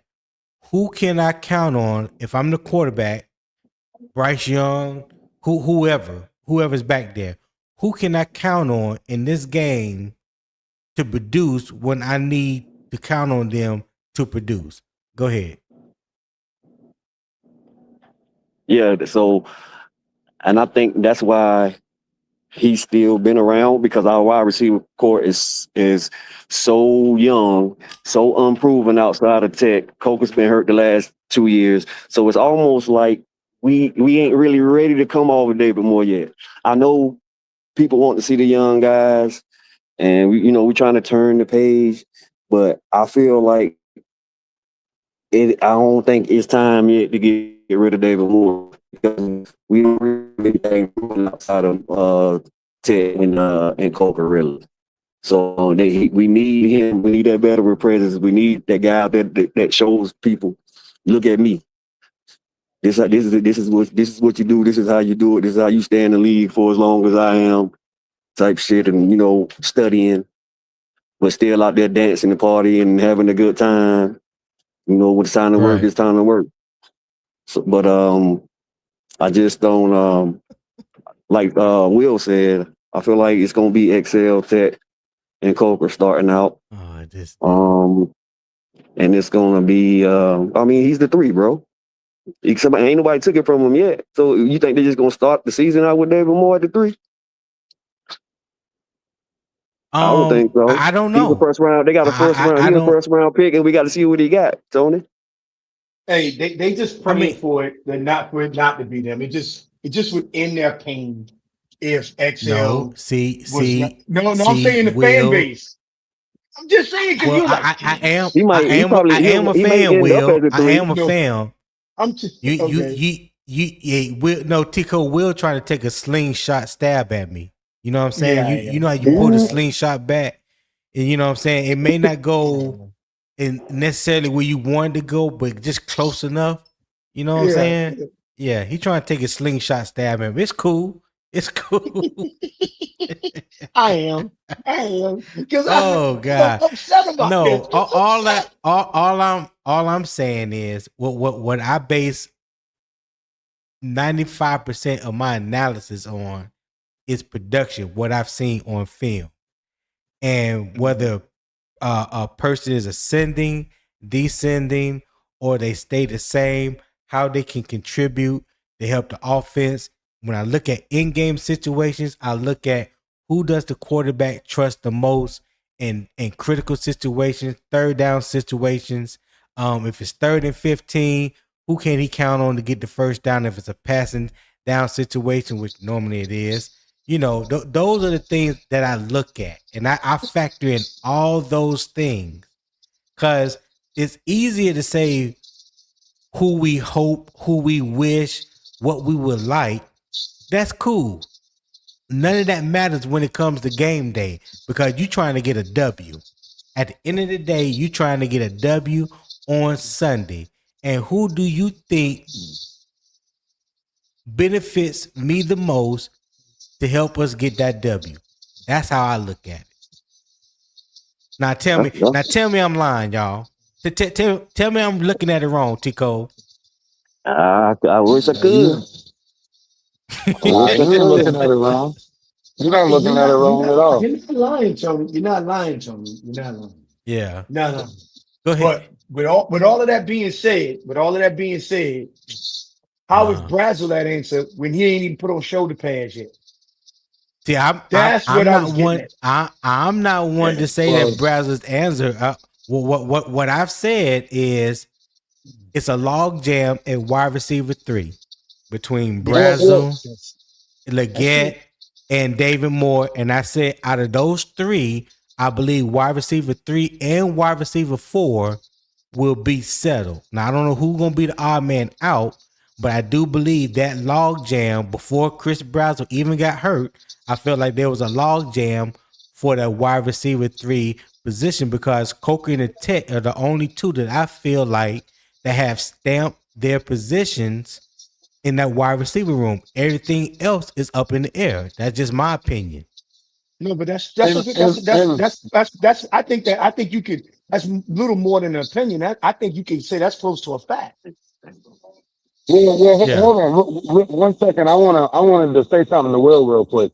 So, Will, Yes, when you hear the large optimism that people have in a John Metchie coming to this team and us drafting Chris Brazzell, it's largely based off of the potential. Okay, when you look at Brazzell, and I know you know this, but I just want to take it a little deeper.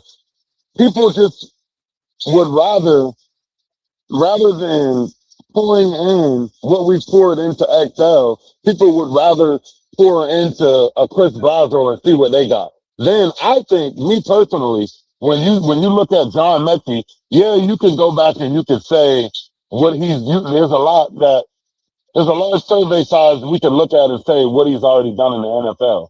But at the same time, we don't know what he'll do in the NFL with Bryce Young. He's had prior chemistry with him. You know, they could click immediately. It could be something where he comes in, they click immediately, and he get out there and they make such a difference on the field that what if it's just no option but to make him the number 3? What if he's going out there balling that hard to where it's like, well, goddamn, we might as well make him the number 3.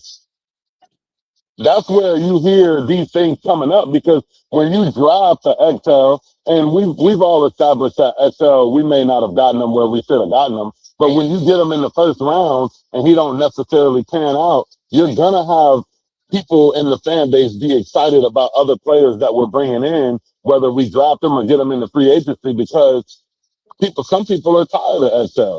You know, some people aren't, but some people are tired of it.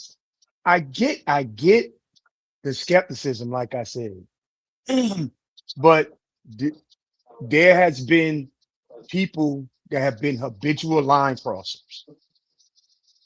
So I get the reason why. I'm not disputing it. I'm just saying that you draft Chris Brazzell. You draft Chris Brazzell.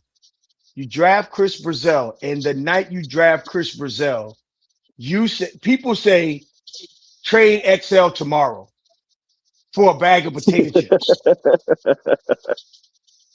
You get what I'm saying? That ain't how it goes. Hold on. No. I didn't hear what you said. Well, what'd you say? My bad.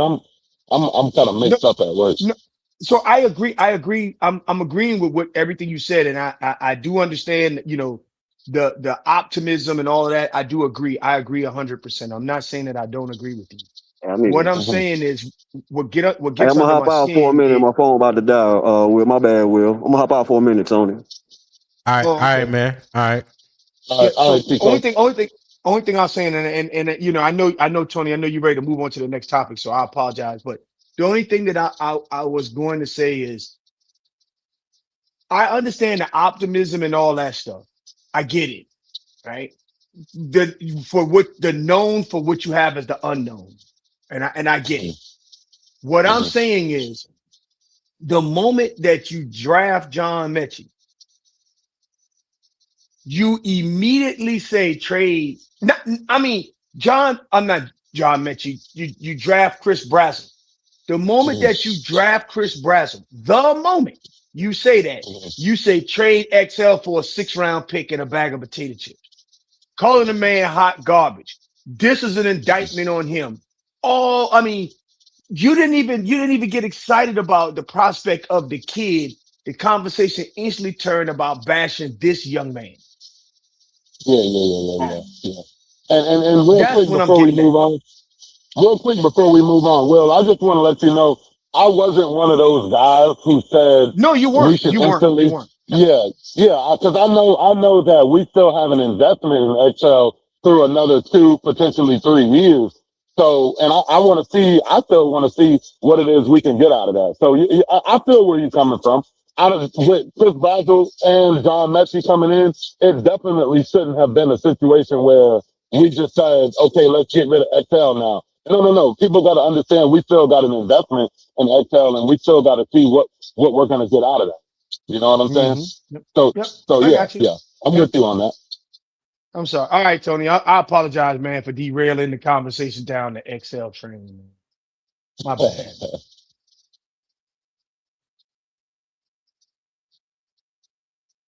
Tony?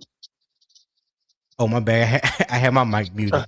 Hey, okay. we need to give a shout out to our homeboy real quick, Will, SC Panther Boy, aka Mr. Wife, aka Mr. Thailand. Hey, we see you in the chat. We want to say we appreciate you, my guy. Hey, y'all be careful. Y'all look out come Friday. Now. SC passing out flyers for trips to Bangkok. You know what I'm saying? Hey, come with your own itinerary. That's all I would say. Yeah. Shout out to Antonio McClanahan. He said, "What's up, Tony and TJ? What's going on, Antonio McClanahan? Thank you for tapping in, my guy. He also said like, subscribe, comment, and share the stream. And shout out to the number one instigator in Panther Nation, Commander 363 divided by 2. What's going on, 363? We greatly appreciate you for tapping in. All right. Hit that like button for me as well. Hey, we've been here a little over 2 hours. If you have not shown support to the show, I would greatly appreciate if you would do that. We have great conversation, great debate. All right. Great energy, great vibes that we bring to you each and every morning. If you are enjoying those things and morning kickoff is helping you get through your morning or get your day started, hey, show love to the channel. I would greatly appreciate it. The QR code at the top right, you can scan the QR code. There's also a pinned comment link at the top of the YouTube comments. Welcome to Morning Kickoff. The link to my PayPal is there as well. I haven't seen the PayPal go off just yet, but you know, when you do, let me know in the comments so I can properly shout you out. And Tim Bullock, I know he sent me a PayPal gift yesterday, so I want to properly shout him out. I don't think I've seen him in the comments this morning, but Tim, if you are there, if you are listening, I appreciate that PayPal gift that you sent me yesterday, my friend. Appreciate that. And I greatly appreciate it. So yeah, scan that QR code at the top, guys. Go ahead. Zip, you was about to say something? Or was that Will? Oh yeah, no, that wasn't me. No, I was listening though. No, I was just listening. I was just listening. So real quick. So we're gonna remove on to responsibility 3, the third down dependability. The primary candidates are Coker, Metchie, Moore, and Reed.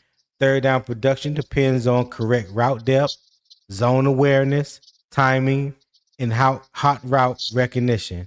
All right, leverage, understanding, and dependable hands. A receiver can replace part of the lost value without running the same routes if his dependability keeps the offense on the field. So, fellas, when I mentioned the responsibility 3, third down dependability, and I mentioned the correct route depth, zone awareness, timing, hot route recognition, understanding leverage, and dependable hands, who comes to mind at first? Will, you go first? When you said those things, yeah, who's the receiver that's vying for the wide receiver 3 position? Who comes to mind? For wide receiver 3, I was going to say for those, I would have picked Coker, but Coker's already on the field as 2. For 3 right now, pass production minus the injury is David Moore. He's going to be where you need him at. If they're gonna play us in zone, he's gonna find the right soft spot in the zone. He's gonna get into the window. So right now, you know, in third down, you know, it would be David Moore. If you would ask me, Metchie, I don't know. I don't know enough about his game to say that he can or can't do it. I don't know. I don't know enough about his game. Right. Right. All right, Zip. What you got, Zip? I think that the strongest situation is, I mean, who knows? You know, XL could present a strong case. Zip. Nope. I see what you're trying to do. You are not getting ready to move the goalpost. The third down, the production depends on correct route depth, zone awareness, timing, hot route recognition, understanding leverage, and dependable hands.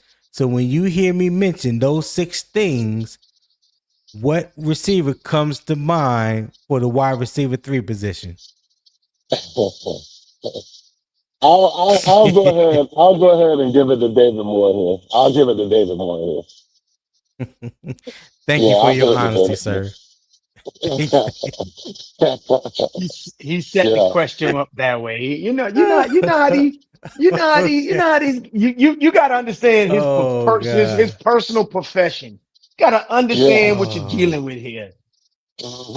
When you want a certain that response, you got to ask the question a certain way. You know what I'm that is an honest assessment when we talk about third down dependability. Like I just talked about that, right? I just talked about on game days, if you're the quarterback, who can you depend on in critical situations? And most of it is third downs, passing situations.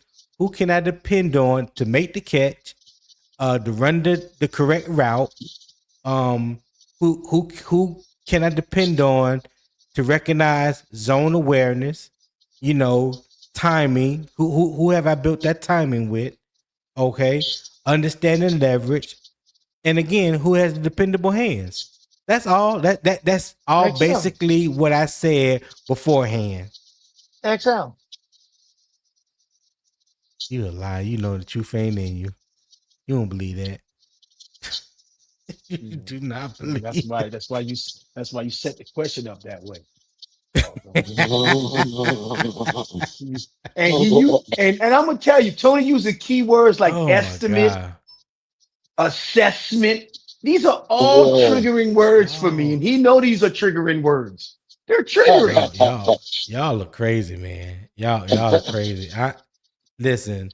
I'm just asking. It takes time to build these questions, man. I don't And you, build these questions with no hidden agenda. Well, maybe a little bit, but I was about to not a say, lot. how dare you? How dare you? Oh boy. Ooh. oh, Oh, I was about to say it's the oh first time I God. ever heard you throw some stuff out here that ain't true. Oh boy, I was about to come for you, boy. Okay, I'm sorry. I'm Oh sorry. man. All right. Carolina can place receiver height through the complete formation. The answer does not have to come exclusively from another wide receiver. All right. So,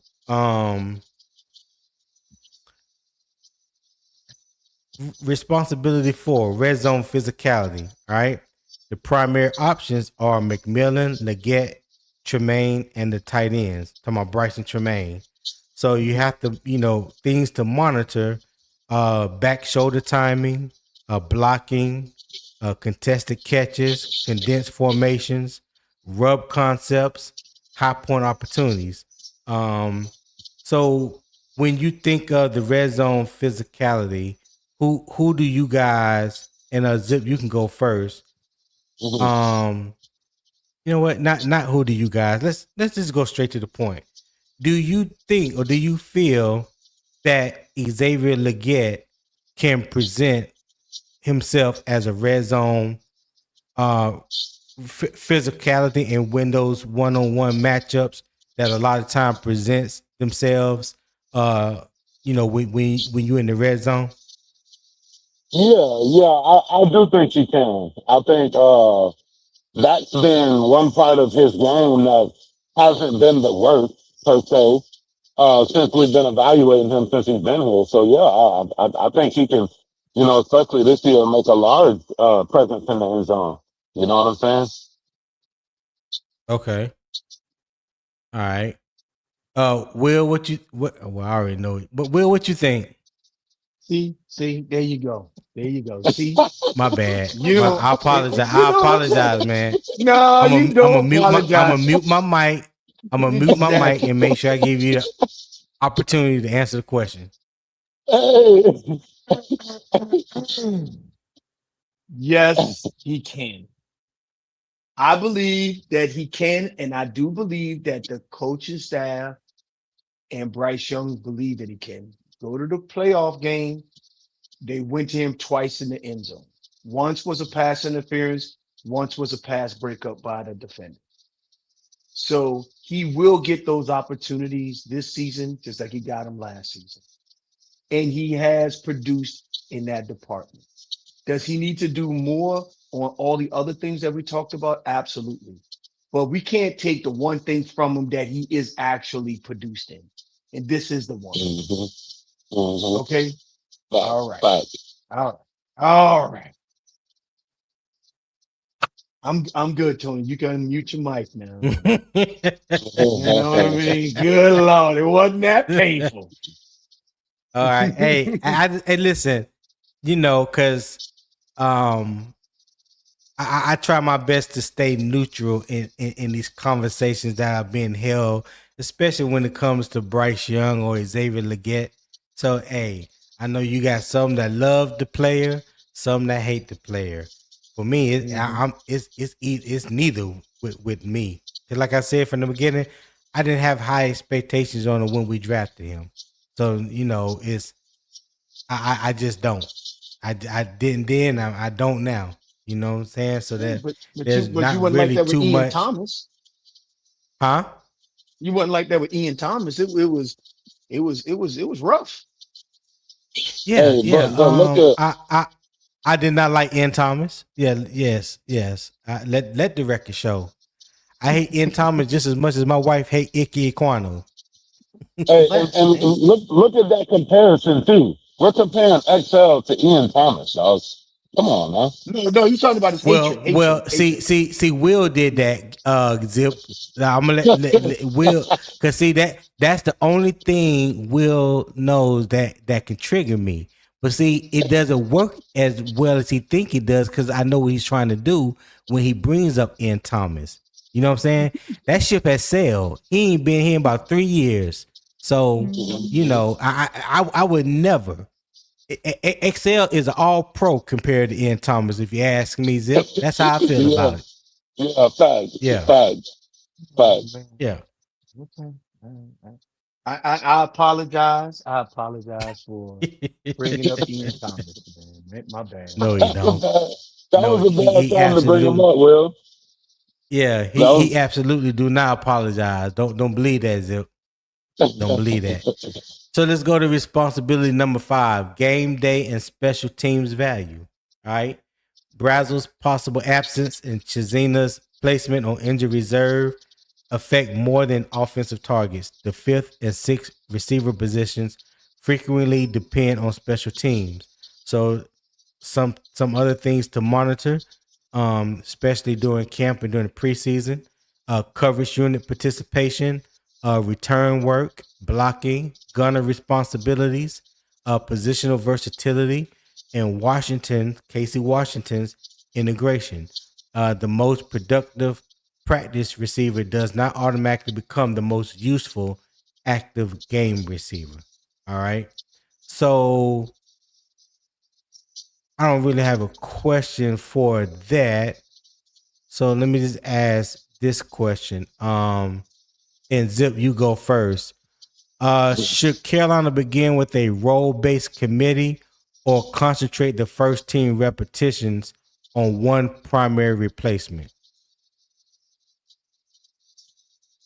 That's a good question. I think we should go role based. Because I think if you go role based, you'll unlock. You know what I'm saying? It'll be better for the development of these young players. You know what I'm saying? You'll unlock something. You might see a few different things rather than you focusing in on one replacement. You may only learn what you want to learn about that one role you're looking at. Yeah, I think role based. You might see multiple different players. Hidden X factors, so to speak. Will, what you got, Will? So you saying should we take a role-based approach to filling the gap that Brazzell was going to fill? Is that what you're asking? Yeah, I mean, yeah. Should It's Carolina okay. begin with a role-based committee or concentrate the first team repetitions on one primary replacement? One primary replacement. I don't even know if it. Okay, I'll play along. One primary replacement. And One who primary is that one replacement. primary replacement? The guy who was the number 3 wide receiver all along. XL was the number 3 number all along. So But the they ain't was core 3 the question is filling the X position and so that Keck can get in the slot. Is that what you're asking? well, that ain't what Zip said. Zip said a role based committee, so he don't even believe that Excel is wide receiver 3. But that's That Zip was though. Zip said. Okay. That's Zip. That's Zip. I mean, every how I man tried trying to, to. you see how I tried to word it, right, Tony? You see how I tried to put it? Yeah, I mean, I get it. But I'm just saying, Will Robinson's assessment is, I think, is your 3 primary wide receivers need to get rhythm and timing, and then you start folding in packages to meet, certain situations and schemes and fits and things like that. Those will still be out there and available. For example, bringing in David Moore for critical third down in a package that you have. Bringing in um, other players that you need, Bryson Tremaine for big packages, all kinds of things. There's all kinds of ways. There's different ways that we can move things around. But I think that right now in camp is rhythm and timing. And as you can see, it seems like XL's having a good camp. So if he's having a good camp, hopefully that translates over to this season, because I really want the young man to do well. So Right. that's my thoughts on it. That's my thoughts on it. Okay. All right. Yeah. So Yeah. I just want to confess that yes, Zip, I set you up on that one. Yeah. Yeah. I was hoping Will Robinson will fall for it, but he's too much of an XL fan because they're both from South Carolina. So yeah, I already knew where his answer was gonna go. I mean, But there's a lot of people. The reason why I'm a big XL fan, the reason I'm gonna tell you right now, you want to know I'm a big XL fan because of his backstory, his family story. He's from South Carolina, that type of stuff. But you want to know another reason why I'm a big in the fact that he make a mean coon brisket. But go ahead. That's another positive too. But you do know one of in the brigade that I was the senior engineer for on one of my last deployments. Yeah. One of XL's first cousins was a company commander in one of the companies that I actually engineered for and then helped them do operations for. And me and him are good friends. So oh wow, okay. I feel kind of so I mean I just let y'all know XL will get zero slander from me in perpetuity. That's just where we are. I just want to be clear on this. I'm glad it finally came out, Will. Huh? I said I'm glad it finally came out because I knew there was some sort of deeper connection there. The way you hold on to the man, you know what I'm saying? I'm gonna hold on to him. I'm gonna hold on to him, dog. I'm gonna hold on to him, man. The man, fact, you talk about battling adversity. The man lost his mother and his father, and still came out the wire. Yeah. Okay, and that's something I'm confused about. When did his mom and dad pass away? It was before he got to the Panthers, right? Yes. Okay. Yes. Okay, because I just remember when David Newton asked that question in the press conference, and I thought it was something that I missed, and then all of a sudden, people were talking about it, and I was like, I could sworn I watched everything. I don't remember missing that, and for the longest, I thought it was something that just happened, and it was kept quiet, or was trying to be kept quiet, and I thought it was something that happened since he's been drafted at Carolina. So this was before. Yeah, he when he was in high school and when he was in college, he lost both his parents at a very young age. At a very young age, he lost both parents. So, but I'm just saying, the adversity the young man's going through, the adversity, he was still able to work through it, able to spit himself out the other side. I'm pulling for this man. Pulling for him. Okay. That's a beautiful backstory and all, you know what I'm saying? But I mean, He got work to do, brother. I never said he didn't Yeah. have I ever once said he didn't have work to do. Talk to him, Zip. Tell him, Zip. I'm just saying. I'm just saying though, but that story can only get him but so far. Will he got to No, put I the never work said in? that doesn't give him anything. What I'm That saying sound like is what you because of saying. his That story. sound like what you saying, Right. though. No, it's not what I'm saying. I'm saying I'm pulling for him. I am absolutely pulling for him. And I know that, he got it. And I've always said this, and I don't know if you guys remember me saying this. He's worked himself into a hole that he got to pull himself out of. Yeah, big time, big time. And so I never said that isn't the case. But what I am saying is I'm pulling for him, and I know he can do it.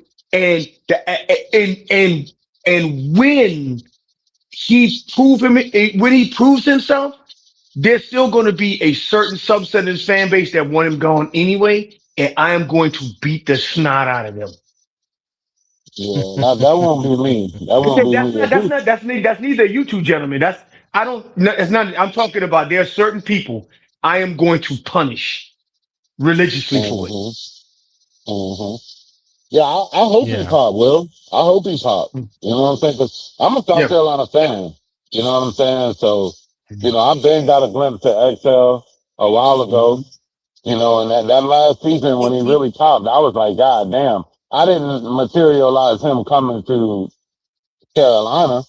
That kind of surprised me when we went and got him, but you know what I'm saying?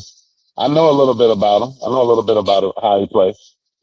So But anyway, but I just wanted to make sure that I gave that disclaimer of like me and the guy. I mean, like we text back and forth. We friends. And when XL was drafted, I didn't know I didn't know him and XL was related. During draft night when we drafted him, I said, "Oh shit, there go E." And standing right next to XL when he put on his hat. Getting drafted, I was like, Yeah. oh shit. That's when I texted him. I was like, boy, I did not know. I did not know X was you were like, yeah, man, that's my first cousin, man. That's my first cousin. Okay. All right. Yeah. So you got a little affinity for the young man, and I get it. Like, listen. No, there's not a little I affinity. would. It's a big affinity. It's a big affinity. Okay, it's a big Not affinity. not a little. I just So again, like I'm gonna always go by what I see on film. I'm not going to create a conclusion that's not there. I'm not going to say something that I haven't seen. I'm always go by what I see on film. And for me, you know, going back to this. Well, first let me say something about Broski comment. He said Moore and Metchie haven't produced much at all in their careers. I don't understand why they're being put on the pedestal. Broski, I don't know where you get that from because no one. I know I never put Moore and Metchie on the pedestal, and I haven't heard anybody here on this panel put him up on the pedestal. So yeah, I don't know where that comes from. Maybe Put on him on the other pedestal. channels. Put him on Yeah, a maybe on pedestal other means that you channels didn't people tear are him doing down. that. Yeah. If you didn't tear him down, that means you put him on a pedestal. Okay. Well, I mean, to be fair, I haven't torn XL down. I could, but I ain't doing that because I want to see the young You just man. side-eyed him. You just side-eyed him. That's all. No, it's not side. It's not side eyeing them. It's just me just telling the truth about what I see. And if everybody else will be truthful and put their biases to the side and just look at production based talent, when you look at him, he just hasn't gotten there yet. Now, I'm not saying that he can't get there. I'm not saying that year 3 won't be better than year 2 and year 1. But this is what I would say. If the Panthers believe so much in XL and his development, when they drafted him in the first round and signed Coker as an undrafted free agent that season, they have since drafted 2 wide receivers since then. And each time they draft a wide receiver, it seems as if XL goes down further and further down the totem pole. So Chet was drafted. He's taking over the number 1 spot. Coker, undrafted, has taken the number 2 spot. The number 3 spot, that's why I always said I thought it was a log jam. You know, you have some people say, well, XL is going to be the number 3 going into camp. Okay, cool. That's cool. I can give anybody that if that's how you see it. I'm just under the belief from what I've seen thus far from the young man, I haven't seen enough growth in his game or enough belief in his game to say that he's going to be the unquestioned number 3 wide receiver come week 1. If people want to say that he is, you know, come training camp and throughout preseason, cool. I ain't got no problem with that. But I'm speaking for me. I'm hoping to see all the things that everybody else sees and wants to see. But I'm just going off what I have seen thus far up until training camp. Training camp has looked really good for him. I can't lie. Training camp has looked definitely good for XL. Now I want to see that translate on game day. So he's gonna have an opportunity in the Hall of Fame game. He's gonna have an opportunity in these 3 preseason games. So that's where it's gonna really that's where you're gonna really see the work that he has put in this offseason. That's what I'm hoping to see. But I am not ready to say that he's gonna be wide receiver 3 come week 1 when I know there's other options on the team and one that I believe is more dependable than he is. Yeah. Thanks. Yeah. So when he doesn't dress out for preseason game 1 and 2, I mean not Hall of Fame game, because I don't think none of the people are dressing out the Hall of Fame game. But if he doesn't dress out for when the starters don't dress out and he don't dress out, you know that his position is solidified, right? Right? I can honestly say that there's an argument that he has up until that point solidified a spot. Yeah, I can say that. Okay. I just want to make sure that we, you know, when we go through the preseason, I'm gonna have that stuff spring loaded for you there. I just want to make sure that you're aware of that. you ain't gotta. Yeah, I mean, you can. That's cool if you want to be nicer. I greatly appreciate it. Yeah, I just want to be, because I will be watching the game. Yeah, I know. I'll be texting you. Yeah, I'll be texting Shaky you. 8. Shout out Shaky 8. He said we always act as if we didn't know XL was a project. The entire reason we moved up 1 spot was for an extra year of control because he was so raw. Okay. Zip high. Oh, you know what? I forgot. Nick, let me bring Nick up. Nick, what's going on? What's up with you? Ain't nothing much. I know you coming on here to protect XL. So go ahead and get it off your chest. Oh no! I ain't listen. Hey, listen. Production has to be. Look, this is just like that crazy argument I had with PPP yesterday. I'm gonna let and listen. I'm gonna go ahead and with y'all. I'm standing 10 toes down. Production has to meet the performance until we can say that he is there. So I ain't even about to argue with you. He got to put some tape out there that says that he's that dude. And real quick, I just want to let you know that I told my wife about the argument you and PPP was having, and her and I both have come to the conclusion, Nick, that you were wrong in that conversation. What you mean I was wrong?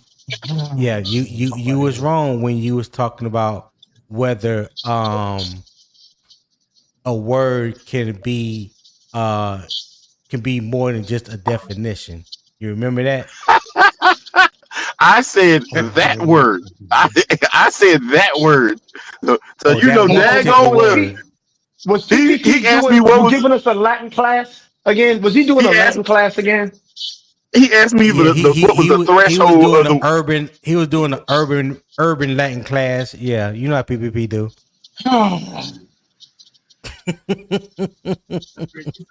Go ahead, Nick. Yeah. So he asked me, what is the threshold of the word consistency? Oh, here we go. Here we Yeah. go. Yeah. Come on, Tony. Come on, Tony. Come on, Tony. That word. I missed the part where y'all was talking about that particular word. I just remember y'all going on about it about can a word be more than the definition? And you was like, no, it cannot. And he was like, yes, it can. It can't have a threshold. And I was like, yeah, Nick, you wrong. So, you know, me, I ain't the smartest person in my house. My wife is. So I asked her and she basically broke it down. But like you were just saying, it's a threshold not for every word, but that particular word, yeah, I don't know if threshold is. I mean, she could tell you I can't. That's all I was saying. I ain't gonna, but either way, as we did digress and go on to the fact that we was talking about the quarterback and his comments about the quarterback, and I said that, and all I was saying is that potential does not make you that. So at the end of the day, the potential of what XL can do does not make him has not made it for where we can say he's made it. So at the end of the day, he has to put on a performance to quantify. And these was the words that I was using with people to quantify his position. So I ain't gonna argue with you with that. I mean, I will. You even admit it. You even admitted that he has shown a little bit of something in camp, and that's cool. Oh yeah. Cool. There's no doubt about it. Like, like I watched the little clips that Sheena and Carolina Blitz and them put out there, and I'm checking them out. I'm looking at it, and I'm like, yeah, he definitely looks the part right now. You just want to see that carry over into game situation because it's different when the live bullets are flying. Definitely different when the live bullets are flying. Yeah. Hey, all I do know is that that mother looked fast, man. He looked faster than he's ever looked on the field. Don't give him any ammunition. Don't give him any ammunition. Because the enemy, it's not Tony. It's not Tony. It's not Tony. It's not Tony. It's not Tony. No, what I'm saying is the enemy is listening. And they write stuff down. And you are talking on an unsecured line here. Right? Hey, what you doing? Nobody mic is encrypted. Nobody mic is encrypted. Nobody mic is encrypted. As a matter of fact, they can replay this back. They can man, stop. Oh God. I'm just saying, man. Have mercy. We are unencrypted right now. I'll leave it alone, man. I'll leave it alone. Well, you stupid, dog. You stupid. Hey, listen, we've been here almost 3 hours now. Hey, haven't seen any love to support the show in PayPal. And the QR code is in the top right corner. Scan the QR code, man. If you're enjoying the conversation, the debate, the energy and the vibe that Morning Kickoff is bringing to you this morning, I greatly appreciate it if you show love in my PayPal, or there's a pinned comment in the YouTube chat. Welcome to the Morning Kickoff. It's pinned at the top. You can also find the link to the PayPal in there as well. If you happen to be watching through Carolina Armchair GM CJ channel, you can also drop a super chat over there. I greatly appreciate it. So show a little love to the channel. We've been here almost 3 hours. So yeah, I greatly appreciate it. So Nick, you done missed majority of the conversation. Just to kind of like sum it up a little bit. How do you but Chris Brazzell hurting his leg yesterday, and Joe Person and Reuters have already confirmed through them that is a slightly torn ALCL, and he could be possibly missed up to 8 weeks. That hasn't been confirmed by the Panthers as of yet. I'm pretty sure you will get more information today about that. The reason why I had contingency plan on here is because how the conversation so far throughout camp has been about Ted McMillan moving inside and Chris Brazzell being the outside vertical threat. You know what I'm saying? Nobody has mentioned XL or Jasim Reed or Jimmy Horn or anybody else. They was talking about Chris Brazzell. So a lot of the talk now that was happening yesterday after the injury is whether or not Tet would still stay on the inside, and would that affect Brad Isaac when it comes to play calling? Could he still call the games like he planned on calling it, or will he be limited in his play calling abilities because of the injury to Chris Brazzell? Right now, who do you think is the clear cut third wide receiver, or do you think, like I also think, there is a log jam at the 3 and 4 wide receiver spot? What say you? I'm not really buying into this whole Chris Brazzell thing in the first place. I wasn't buying into it yet, anyways, because at the end of the day, just like we said, that it got to be quantified on the field before we can say that would work. So How dare you? What I will say is this. What I will say is this: is that in my eyes right now, I think that if you want to do what you were going to do, what you were thinking of doing with Chris Brazzell, the only option is to use XL, because XL ain't that much slower than he is, and he can get. And and this is what might have been my criticism about some of the things that Dave Canales and them have tried to do with XL. In college, XL was I'm gonna run down the field and you gonna throw the ball over the top and I'm gonna catch it this year. That's what he was, and a lot of people don't realize that. But has he been that in with the limited opportunities to catch the ball downfield, deep balls? Has he consistently done that? And let's just be honest. I don't think we have. I don't think he has. I don't think we have consistently thrown that at him. He had a decent one. Whoa. So the question was, when he has been presented with opportunities, has he consistently produced when the ball has been thrown deep to him? I think it's about a good 50-50. I'm gonna say a good 50-50. That's all. They ain't gonna accept that. They ain't gonna accept that. They ain't gonna accept that. They ain't gonna accept that. No. I'm talking about when you said consistency with the PPP thing, and you said 50%. You just had a discussion about the consistency thing, man. You giving PPP all this ammunition. No, I say 50%. No, I'm saying that he has had drops back there, but I don't feel like he's had drops back there on a consistent basis. I feel like he has had drop back there, has he consistently produced? Now you just said that he has consistently. So no, that's why I said I just said he gets. I'm gonna give him a good 50-50 because he needs to get better at it. He needs to get better at it. All right. I can unlike some of our other brethren, I can say where he needs to improve but at the end of the day, I'm not going to say he has consistently dropped it either.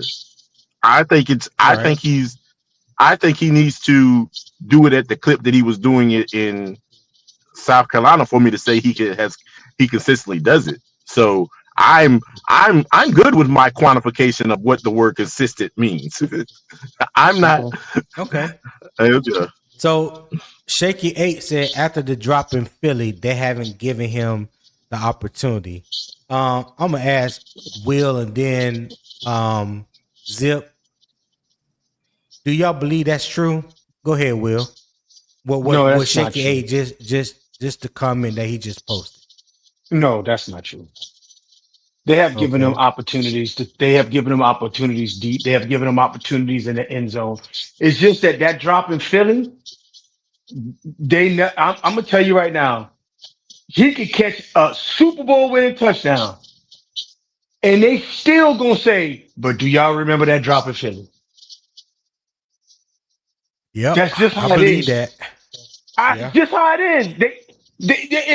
It never fails. It never fails. And if he that drop in Philly defines part of his story here in Carolina. No matter how the rest of the story is written, that's still gonna be part of the story. Not the whole story, but part of the story. Um, Right. But that don't make no so that sense though. It doesn't make any but sense though. That game. it doesn't matter. It doesn't matter. It doesn't matter. To say otherwise to them is uncivilized. To say other, not, and I'm talking about I'm not talking like Tony is a very straight thinking, analytical, ones and zeros type of guy. So this is not for Tony. This is for the people who are hot take Louis. They will never forgive him for it. It's never gonna happen. Not in this lifetime or the next. That's just how it is. So, but to answer your question, they have given him opportunities deep. They do give him opportunities in the end zone. A lot. No one talks about Okay. his rookie season. Nobody talks about his rookie season when he was an unproven wide receiver, unrefined, needed work, and was thrusted into the X position because we had a head case in Deontay Johnson. Right. No one talks about that. No one talks about all the struggles he's had while in Carolina. They only talk about, well, you lost. They drafted Texas. You lost the X, the X position where he was never supposed to be an X. Okay. It just seems so like lacking Well, context sometimes.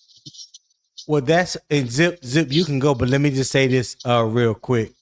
That's why from day one I didn't agree with the draft pick because I do not believe you should draft a developmental player in the first round, especially if you are a team that has so many holes on your team.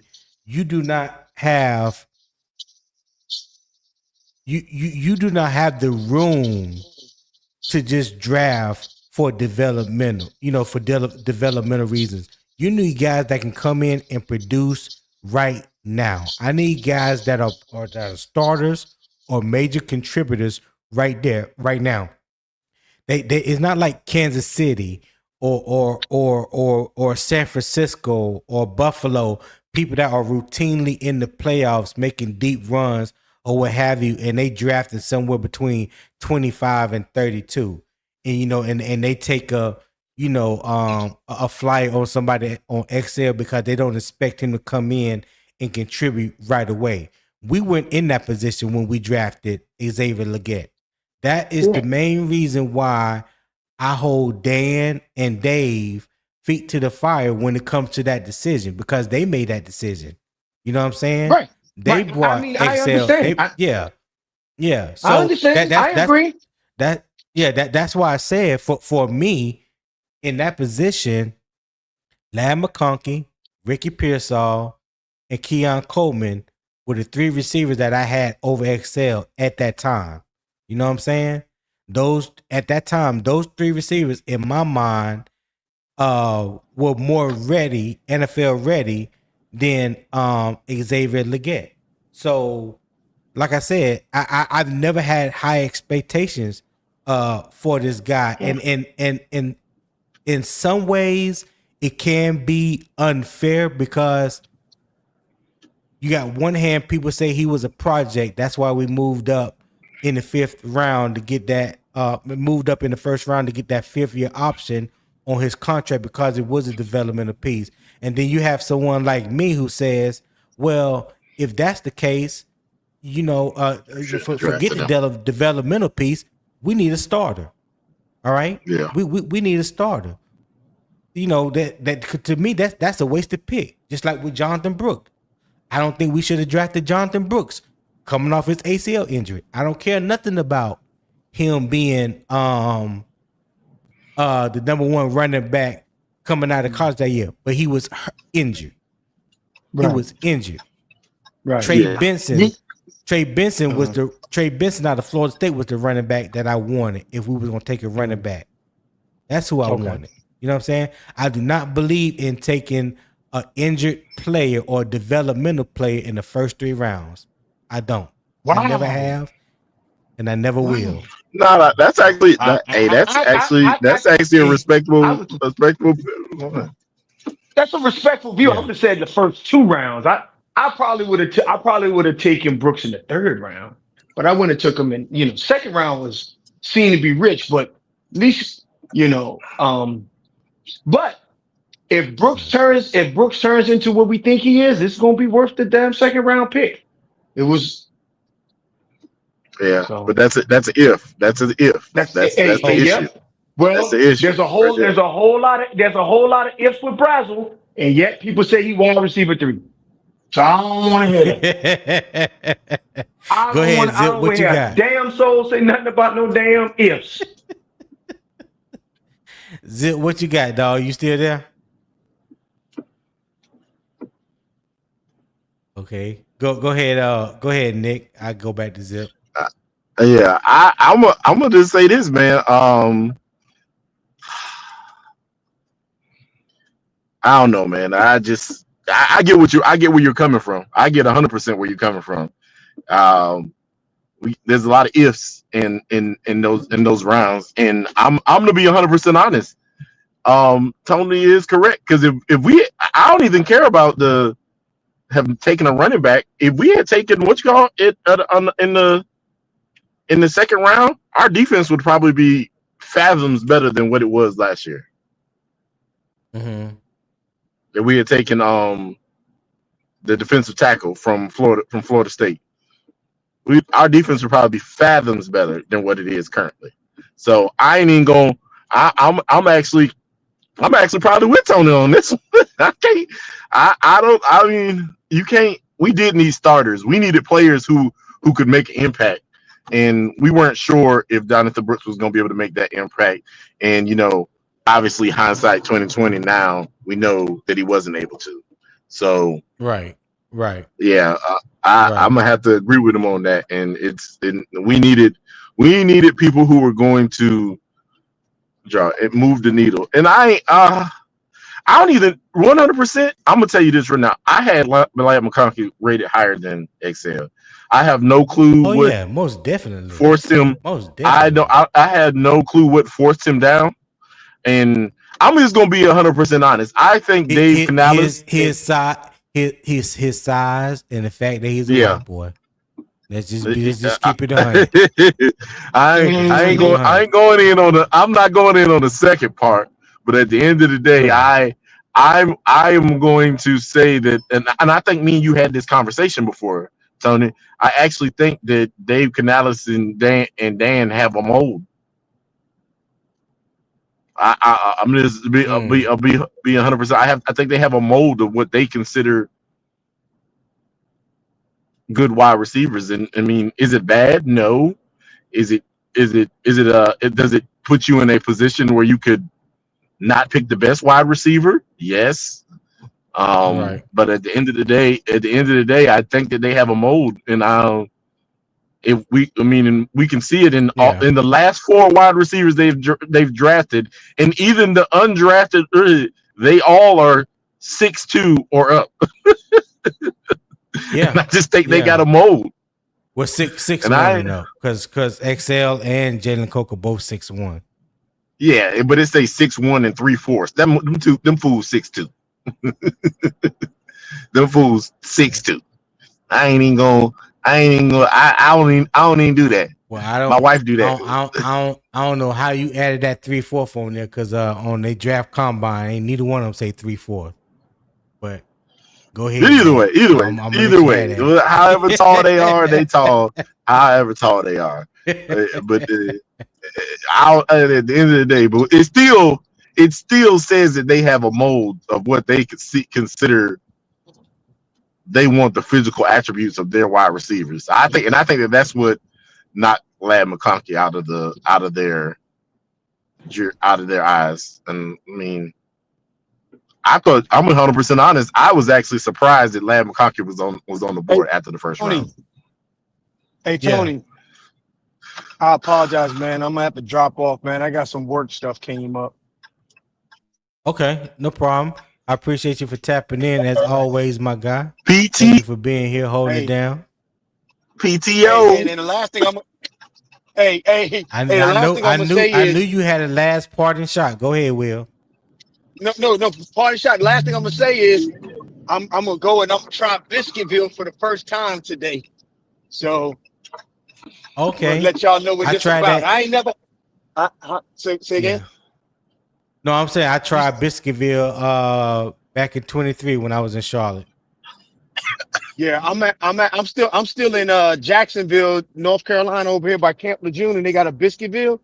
And you know I'm not supposed to eat till 5 o'clock, but my flight leave at 1, and I really want to try this Biscuitville, so I'm gonna give it a shot. I'm gonna break my fast early so that I can get the biscuit. I'm gonna try this Biscuitville out. Hey, just to let you know, I have been doing good with my intermittent fasting. Matter of fact, this weekend I'm gonna start the 14 and 10. Good for you, man, my dog. Hey, it's not as hard as it seemed, isn't it? No, it wasn't. It wasn't as hard as it seemed. My man, I'm proud of you, dog. I'm proud of you, man. All right, man, fellas. CJ said, take your pillow with you. All right, CJ, I'm gonna let you. Hey, CJ, I'm gonna text you and let you know what it was like. All right. I'm gonna say. I will. Yep. Hey, real quick, Jay Hudge says y'all tripping. Jalen Coker is 6'3" officially. That would be a no, sir. If you go to NFL.com, I am looking at his profile now. As I've always said, he is 6'1" and 3/8. That's what he measured in at the NFL Combine. 6'1" and 3/8. That is not 6'3". All right. Thank you for coming to my TED Talk. I don't know where y'all. I don't know. So let me just give you the full rundown. 6'1" and 3/8, 208 pounds, 32 and 7/8 inch arms, and 9 and 7/8 inch hands. From Sterling, Virginia. College Holy Cross. That's NFL Combine. Yeah, I don't know where y'all saw that 6'3" at. I know that's what they put on the. That's what they kept putting on the screen when you see XL and you see Coker, but neither one of them was a 6'3". I can attest to that too. I saw the draft. At the end of the day, them was I give them 6'2". I ain't gonna give them 6'3". You can't. That's a whole nother inch. Yeah.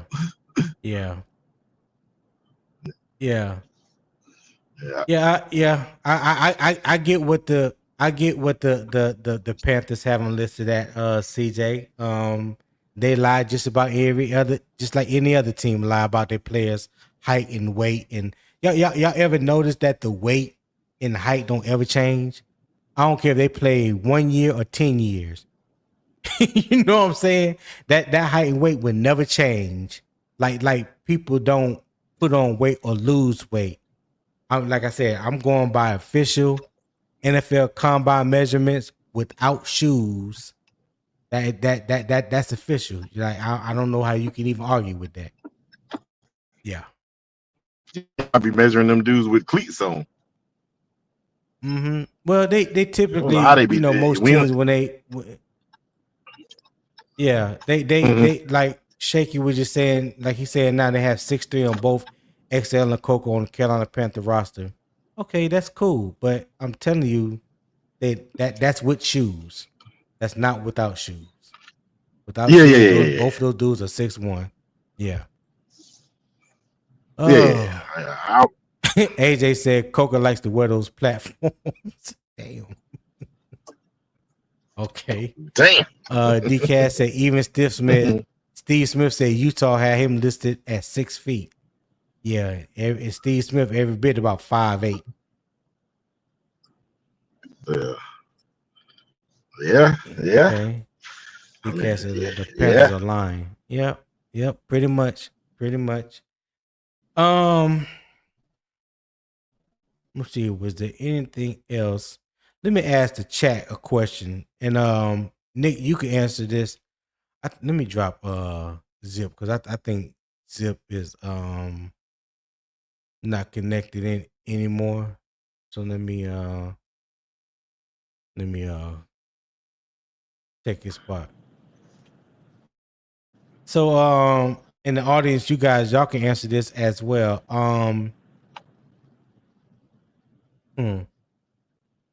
How long do Carolina need to evaluate the internal group, meaning the wide receivers that's on the roster now, before considering another wide receiver? So I'm asking you that, Nick, and I'm also asking the chat. You guys can respond as well. How long should Carolina evaluate the internal group before considering another wide receiver? I'm going to say this probably won't be liked by a lot of the fan base. I'm just saying they might not like it. They might not like what I'm about to say, but I'm gonna say this right now. If you're not evaluating talent,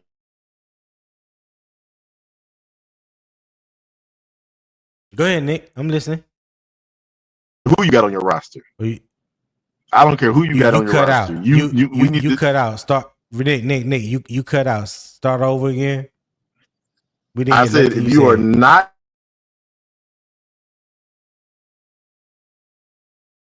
Yep, you cut out. You cut out again, dog. Yeah, I'm outside my house, so the thing jumping back and forth between. Can you hear me? Okay. Yeah, I hear you right now. Yeah. All right, so I was saying that you should always be evaluating talent. I don't care who you got on your roster. Right. You can miss out on the next great thing, the next great player, if you are not always evaluating talent. So at the end of the day, the Carolina Panthers should be evaluating every opportunity to make a move right now, regardless. Okay. All right. Shaky 8 said, I don't think they will. I do think Dave Canales will draft a wide receiver and some round every year. Okay. So in other words, Shaky, what you're saying, you think that they are comfortable with the wide receivers that they have right now. There's no potential to bring in another wide receiver that's maybe out there in free agency right now, or maybe gets dropped from another team, because there are 31 other teams out there that's going to have to make roster decisions. And there may be players available that Carolina feel like they could bring in and help the team. Now, I don't know who those players are, because I definitely don't know what players are available, but there possibly could be opportunities right now. There could possibly be opportunities. CJ said Nick got that Bell South service. Damn. AJ Brooks said they just brought in another wide receiver. Yeah, they brought in Casey Washington yesterday, AJ Brooks, but I think that's just for a depth piece and maybe possibly some special teams contribution. Oh, they talking about the guy Ronnie Young. He said until the preseason results provide an adequate assessment of talent outside of T-Mac and Coker. Okay. AJ Brooks said Dan loves to churn. All right. Shaker said they may bring in a camp body, but in my honest opinion, I don't think they will. Okay. And AJ Brooks said Gabriel Binyard just now. So they just signed another receiver, Gabriel Binyard. Let's see. Let me look that up real quick while we are talking about the wide receiver position. He was with the Buffalo Bills. Let's see. Any news on him?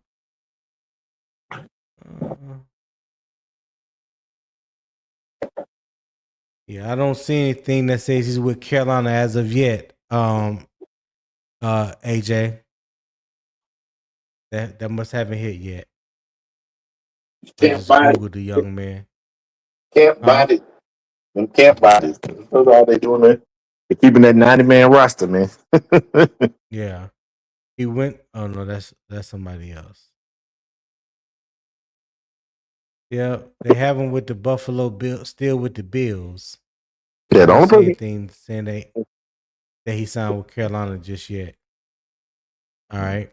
So yeah, we've been here again over 3 hours, man. QR codes in the top right corner. Support the show. Scan the QR code. Support the show. Show love to the show. I'll greatly appreciate that. All right. The PayPal link is also in the YouTube chat. There's a pinned comment at the top. The welcome to the morning kickoff is pinned at the top. Select, click on that link. The PayPal link is in there as well. If you're watching through Carolina Armchair GM CJ channel, you can also send a super chat. I greatly appreciate that. My daily goal every day is $25. That's my daily goal. Just help me reach that goal. Show love to the channel. It will be put to great use, and I greatly appreciate that. All right. And I'm gonna have one more question for the chat.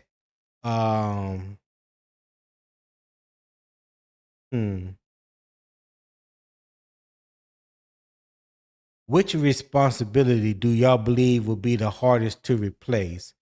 Would it be the vertical stress, the third down, the red zone, formation flexibility, or special teams? Y'all answer that for me in the chat. And Nick, you can answer that question as well. Do you replace special teams and record? Yeah, which responsibility would be the hardest to replace? Vertical stress, third down, red zone, formation flexibility, or special teams? Yeah, I'm gonna say special teams for right now. You gonna say what? I just don't think that we've seen enough to say that anything else. But what was your answer? I didn't hear your answer. What was your Special answer? teams. Special teams. Okay. All right. Shake it 8. Say vertical stress. Okay. Anybody else got a response? I don't agree with that, man. These must be acting like that. Bradley was like light years faster than everybody on the team. Like y'all do realize go ahead. I said they do realize that he was only 2/100ths of a second faster than XL. 2/100ths, not 2/100ths of a second. Yeah. No, you're right. You're absolutely correct. You're absolutely correct. And look, if there are any other Panther fans that is debating the receiver plan without separating the medical facts from football projection, share this discussion with them. All right, we can disagree on the answer and still start from the same facts. That is possible. That is possible. We can disagree on the answer and still start from the same facts. So just make sure that people bring facts to the table. I see a lot of empty calorie type conversations with people just going back and forth, and neither is bringing any facts to the table. So yeah, just point them in this in this direction. Share this with them as well, and maybe that will help them form a better decision than some of the ones I have heard recently. Yeah, greatly appreciate that.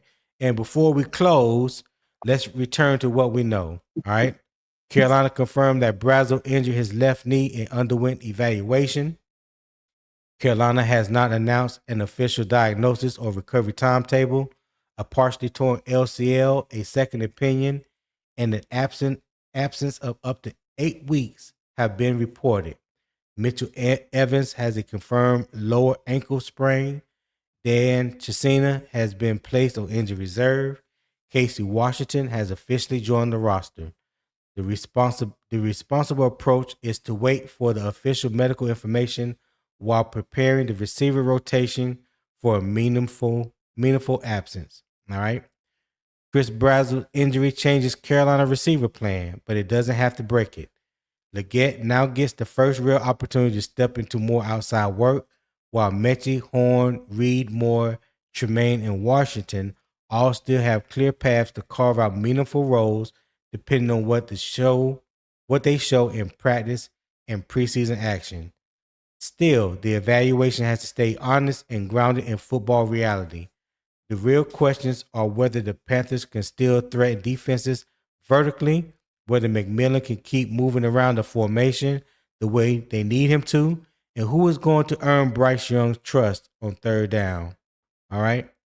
So, hey, thank you for tuning in. I hope everybody enjoyed the show. If you did, share it with a friend or family member. And don't forget to hit that like and subscribe button. If you want even more, consider becoming a member on Patreon. All my social media links are in the YouTube description. Make sure that you subscribe to the YouTube channel if you haven't. I'll catch you guys next time. And as always, keep pounding.